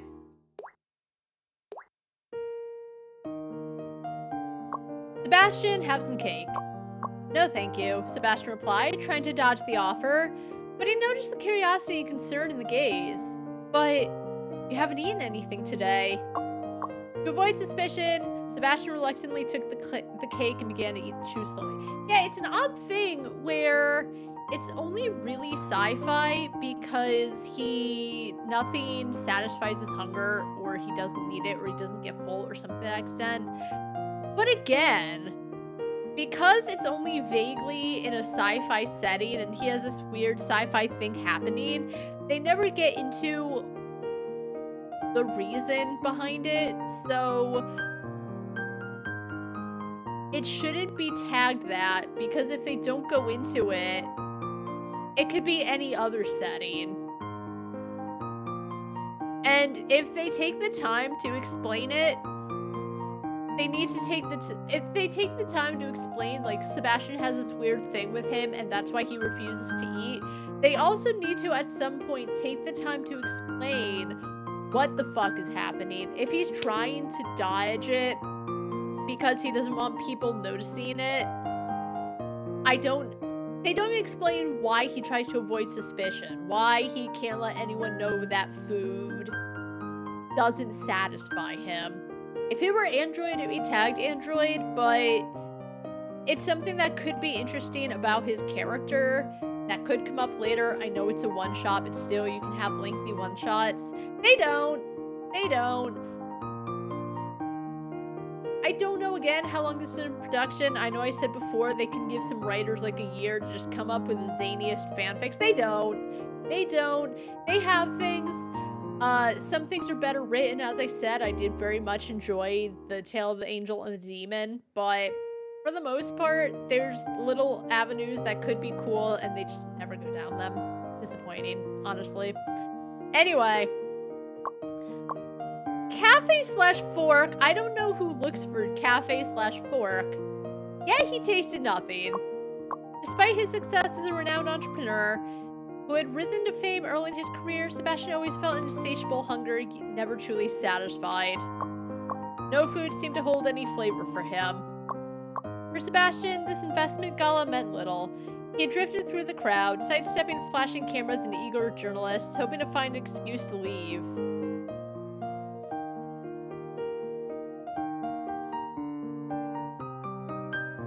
It's really odd because after explaining his whole thing with food, this investment gala meant little. But if he's a renowned entrepreneur, yeah, you're gonna have to go to all these events because it's part and parcel. So I know it's the cool thing to be like, I don't care for any of it. But don't fucking become an entrepreneur if you're going to be so, like, raising your nose because you're so above it all.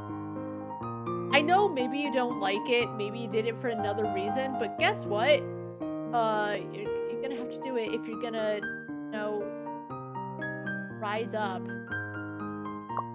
Suddenly, a scent caught his attention in the crowd. It was indescribable, like rain for the parched or a feast for the starving. It was indescribable, so here's my description for it. And I don't have the money to buy backspaces, so I can't even reword it, because I needed the gacha. Sebastian halted, craning his neck to locate the source. Who is that? He murmured. Oh, that's Elk, his assistant answered. It was none other than Elk. Elk, the well-established entrepreneur, known for cutting-edge innovations, whose photo Sebastian had seen in the news. This was the first This was their first face-to-face meeting, and Sebastian found himself inexplicably drawn to the tantalizing scent that seemed to emanate from him. They always say, because they're lazy, that he's inexplicably drawn to him. But they then explain that it's his tantalizing scent because nothing ever seemed to satiate his hunger.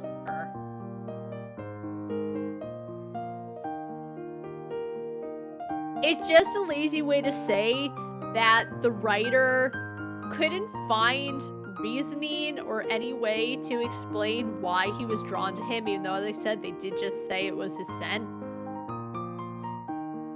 It's bad writing. It's okay, because as I said, the first draft is never going to be the end product. Even if it's written very well, there's always going to be little things here and there that you need to edit. So it's okay to write at the beginning inexplicably because you want to write stuff later, but it's also important to write a little note like, okay, explain it later if you can't think of anything right now. I know Blanche said, like, it's okay because the readers aren't going to go further. When I'm writing, I think, well, I do overthink it, and I'm like, what if a reader questions this? Even though in all my time writing, I have never really had readers question too many things that I worry they will, but I also do try to answer things to avoid it. It's lazy. Dyson fanfic writer. Anyway. Elk was deep in conversation with the reporter, radiating charisma in a quiet, magnetic way.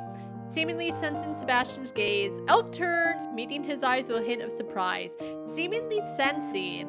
If you're staring at someone, people can feel it. At that exact moment, a server tripped nearby, sending a flurry of glasses tumbling. Caught off balance, Sebastian was thrown forward. Oh, right, he collided with Elk because it's sometimes the quickest, laziest way to get them to have contact and, like, have a moment of hesitation or awkwardness or, oh my god, they're so handsome. It's always a moment of something stupid. More lazy writing to quickly get them together. It's lame. It's a cliche. Sometimes it can work if the circumstances beforehand are treated very well. Like if you're both in a ship and it suddenly swerves, I gotta be careful because I have an open rink. That makes sense, but it should be used sparingly because it is annoyingly cliche.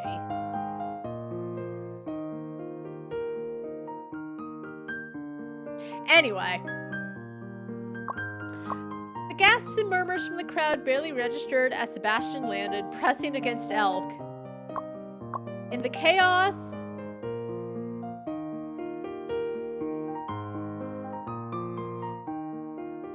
Sebastian found himself close to Elk's neck, inhaling the delicate, captivating scent, an alluring mix of light sweat and sweetness like a vanilla latte on a cold day. I think I choose lick, and then I choose something about the taste of a liar. Sebastian couldn't resist and took a small lick.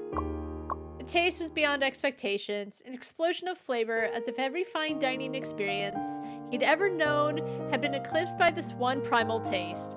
For a fleeting moment, Sebastian's mind was blank with the sensation. When he finally looked up, he saw Elk's shocked expression, a hand flying up to his neck, his face flushed with a mixture of shock and indignation. What are you? An apology spilled from Sebastian's mouth as he scrambled for any semblance of an explanation. That's the taste of a lie! Elk, this is the taste of a lie, Sebastian remarked calmly. Elk's expression shifted dramatically, though he expertly masked his reaction. Sebastian, I have no idea what you're talking about, he replied coolly. The rest of the group snapped back to attention, helping them up. As Elk left, his gaze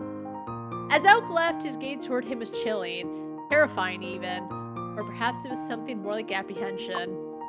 Later that night, Sebastian received a call from an unknown number. He answered with a simple, Hello? After a pause, Elk's voice came from the other end. All right, name your price. In that instant, Sebastian's only thought was, my midnight snack has arrived. Oh.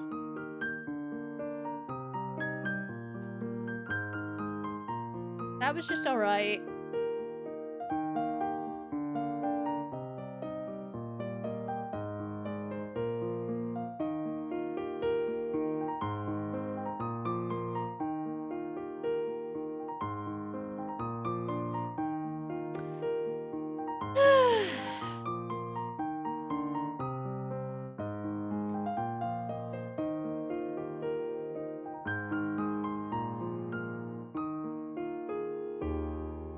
I think I'm gonna end a little early. I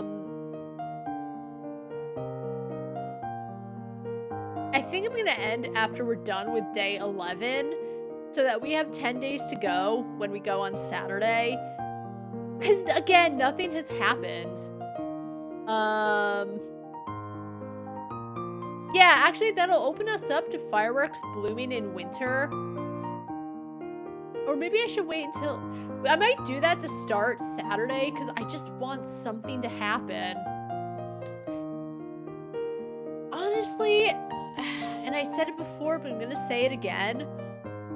The counter of having 100 days is just way too long for how little events they have. In my opinion, they do have some good story beats between the characters, but they don't have nearly enough to make up for the fact that there's 100 days to go through. As I said, if they added way more fanfics, I think I'd be saying it differently, because I was so caught up in the angel and the demon, but nothing has happened. We're getting all the same fanfics. I know I refuse to go to the Institute. It's because I hate that tag and I'm not gonna write it. Again, it is my problem, but they need to do stuff to make it worth it. Again, yes, there is the fact that you can work on your Ida bag, but even that seems very time-consuming. You have to make the money to get different bags to get higher points. You have to make the money to buy merch for it, and even with that, you have to constantly go buying Ida bags. So, I guess it's more go to a place, go work, do all that, but it still feels like it's empty. You know? So, does it give you things to do? Yes, kind of, but it's still empty work, work, work. I do enjoy this visual novels. I do give visual novels a bad rep. I do say I don't like them, but that's because they just seem very... whatever. This one does have a grip on me, but I think because it has such a grip, it is so disappointing that there's not more to do. I know it's about fanfics, but again, just the fanfics are constantly repeating. Which is why I think they should have written a whole bunch of fanfics in every genre to avoid it. I'm okay. I'm just ranting.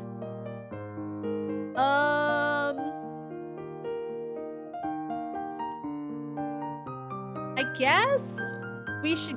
Where do I get the creativity? I think there was somewhere else where I could get more creativity, but I don't remember where.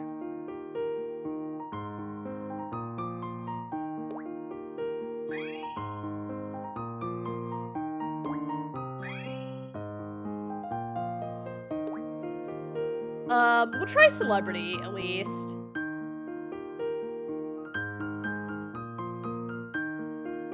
Oh, I don't want to do finale. Oh, the other one? I don't want to... Oh my god.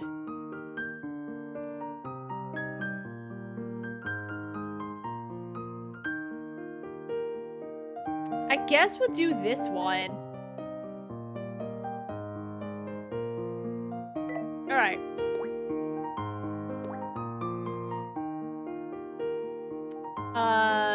One day while browsing the internet and doing a little self-searching, Sebastian stumbled upon a mysterious website with a red and white color scheme. I refuse to believe that in this day and age, celebrities don't know what fanfiction is. Upon clicking through, he found countless stories featuring him as the main character. In these stories, I still don't know what they're on about. Scenarios were described in which the other main character was none other than his teammate Elk. Unbeknownst to him, Elk had already shared all kinds of adventures with him in these stories. Unbeknownst to him? It feels like that's fairly obvious because, according to it, he knew nothing about fanfics. They had experienced everything from unexpected heat cycles, strange patterns appearing on their stomachs, accidental marriage bonds, having 20 children together, reincarnating to raise each other, turning into identical robots after death, crossing multiple timelines just to save one another, and so on. Just as Sebastian was getting more and more engrossed in reading, the door suddenly opened. Elk walked in, catching Sebastian hurriedly closing the webpage. What are you doing? Just watching some porn. Elk's expression softened in understanding. Been feeling stressed about training lately, huh? If you need...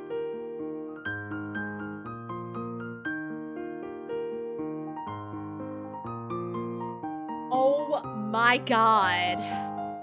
If you need, I'm gonna help relieve the pressure. Just kidding! It's... The timing... Because it's a fanfic, in real life, the timing could be better because it could be like, if you need someone to help relieve the pressure, then you wait for Sebastian to be like, and then you just say, just kidding. But it doesn't work as well in writing, and it can, but you just have to, like, write other things to go, like, if you need someone to help relieve the pressure, Sebastian looked at the other man bewildered. Just kidding, Elk added quickly. You know, that's literally the opening line of the story I was just reading. Horror! They are indeed fanfic experts. But they... That was really bad.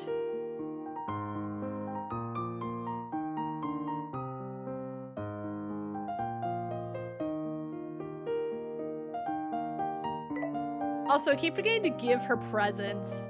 So, like, I could have gotten a thing with her today, but I just keep forgetting to give her things.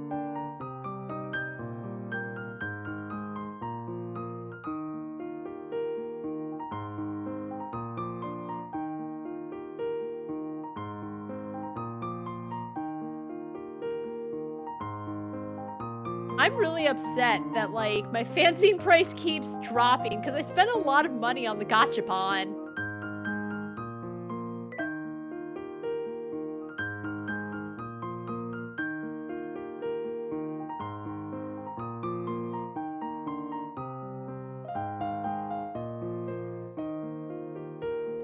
Alright, if we go... what gives a good social?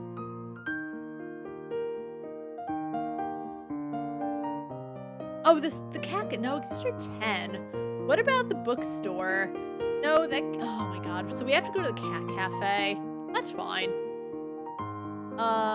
We can wander and get a little bit of social. We can brainstorm some fanfics.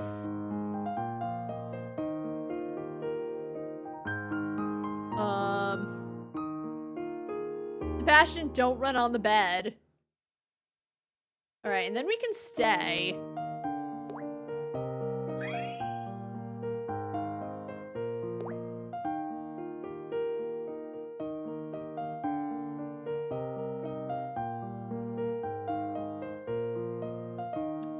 Sebastian, you smell amazing.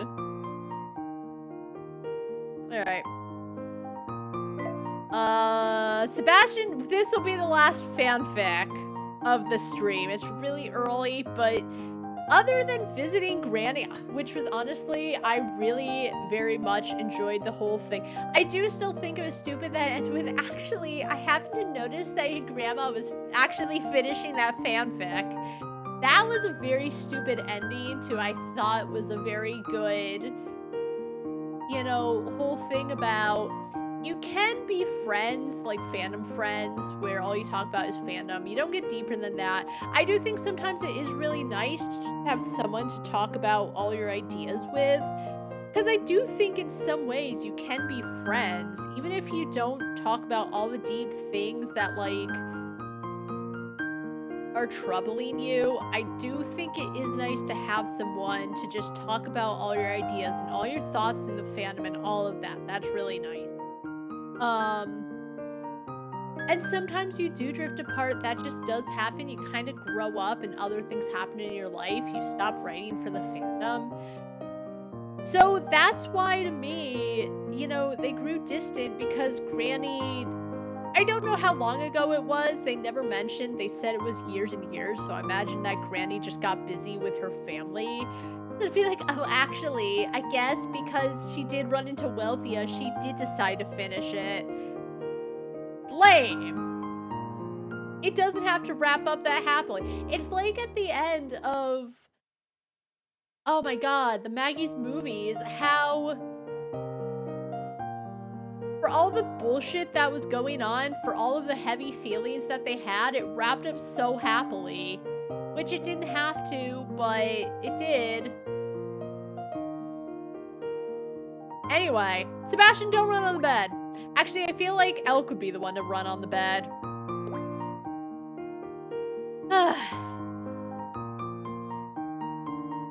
Elk, don't run on the bed. Elk, my laptop! Hey, Elk, why are you pooping on the balcony again? Sebastian wiped the sweat off his forehead and, somewhat apologetically, looked up at the guest by the door. The cat just knocked over the laptop, so things are a bit messy. Come on in first. With the sound of a meowing kitten, Elk said with exasperation, "It's okay, but Sebastian? Could you change the cat's name?"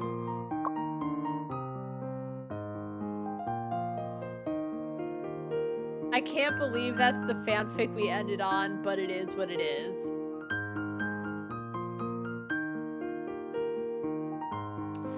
Alright, so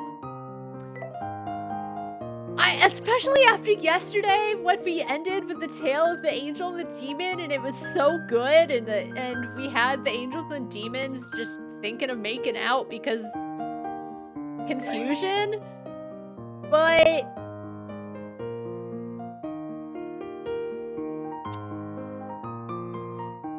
there was just, I just want something. We got through 19 days with almost nothing happening.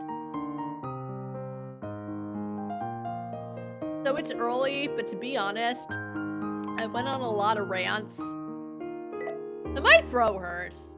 But as I said, it's every game, every story, everything, it needs to be front-loaded, right? They need to have the setup. They need to introduce the characters. That's all well and good. I do know that I guess they do plan on adding, what did they say? Puzzle solving, dating gameplay, etc., as well as individual storylines for the characters. To be fair, if you choose to gift things and build their affinity, you do get little storylines for all of them. So I do know they're planning more. And I guess that is the issue, is that it feels empty because they have a lot more planned. But it just is such a shame that I don't think they're going to add more fanfics, which I think could truly fix some of the issues, is if they just had a lot more fanfic content to make up for the lack of storyline content. I end up skipping a lot, and we don't get as much to do because sometimes a lot of the time is taken up by me reading, editing the fanfics. Even if I didn't edit, because I don't think I did a lot of edits. No, I must have, because I remember buying 5 backspace buttons and they're all gone now. But But the front end was loaded with Cordelia, Nora, Velvet, Blanche, meeting all of them, having little things with all of them, but the back end just feels quite empty. Going to places, looking to get more fanfics, and it's all shit I've done already. I am trying to do the other endings. I'm not doing Infernal Road because there's 13 endings and I don't feel like going through just to get a new ending. I don't know how to do it. I've gotten shit endings both times. Whatever. And I don't dislike it. As I said, when I do hit storylines, like 80% of the time, they really grip me and they do an amazing job of making me care about what the hell's going on. And because of that, I'm just very disappointed that there's not more to take up more time. Um, but regardless, I think because of that, as unfortunate it is to say, I am kind of happy that I'm going to be done with it. I really enjoyed my time with it. I know we still have one more day. I've enjoyed my time with it, but because there's sometimes so little to do other than go through the days, which I know does happen with simulation games, I'm kind of happy to be done with it to get back to Stardew Valley because yes, that doesn't have that much of a story, but it is fun going through the dungeons, going fishing, planning to do things, having the cutscenes with everyone other than just go to the cafe and click button. Uh maybe tomorrow, or not tomorrow, I'm not streaming tomorrow, Saturday, I'll come back, we'll have the fireworks festival or whatever. There's a couple other things. I think there's going to be a few more cutscenes, which is why I want to end it here, so that it's not just a bunch more of nothing. Because at the least, we did have the cutscene with Grandma. Wealthia still feels like a very lazy name. I know it's that she spent millions on commissions, but Wealthia is such a lazy name. Cobalt and Scarlet, wow. And Knight, Scarlet at least is a pretty normal name. Like, they're lazy because it has to do with the colors, but they still feel like names. So Wealthia was so stupid. But I did like what they were trying to get at. But I digress. That's honestly the biggest weakness, is there could be more. And I guess they are working on it. I don't know when it's coming out of early access. Early access is expected to last 3 to 6 months. So maybe they want to get all the updates in one. Maybe that's why they haven't been doing anything. I hope it is. As I said, it's not bad in any way. It just feels empty at a lot of points. As I said, I guess I did spend a lot of time when I was at the craft station, but I just feel like I don't know what to do at this point. So I'm just going through story stuff. But that's okay. That's okay. You know what? Even though sometimes it feels very bare and I am kind of scraping for any kind of fanfics, I've still had fun. I still have enjoyed reading the fanfics, even if some of them are pretty lame, because you know what? We get through the lame ones and then we find really good ones. The willing ones, I think that's what it was called. That one I very much enjoyed. Tale of the Angel and the Demon was great. Little Mermaid is just, I think that one's shitty simply because it's based on an established story, but it has Elk and Sebastian. Some people love it. Me, it's alright. I don't know the original Grimm fairy tales. I have like a big book of like all of their tales, but I haven't gone through the whole thing. I've read like some.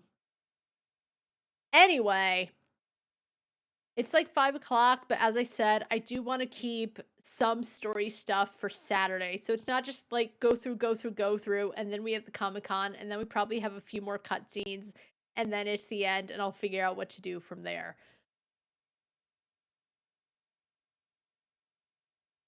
My throat hurts, so I'm gonna keep yapping, because that's what I do. But I did have a good time. I just wish that there was more. I really do hope that when it does come out of early access, there actually is enough to go on. Does anyone actually talk about it in the discussions? How do I set up my booth?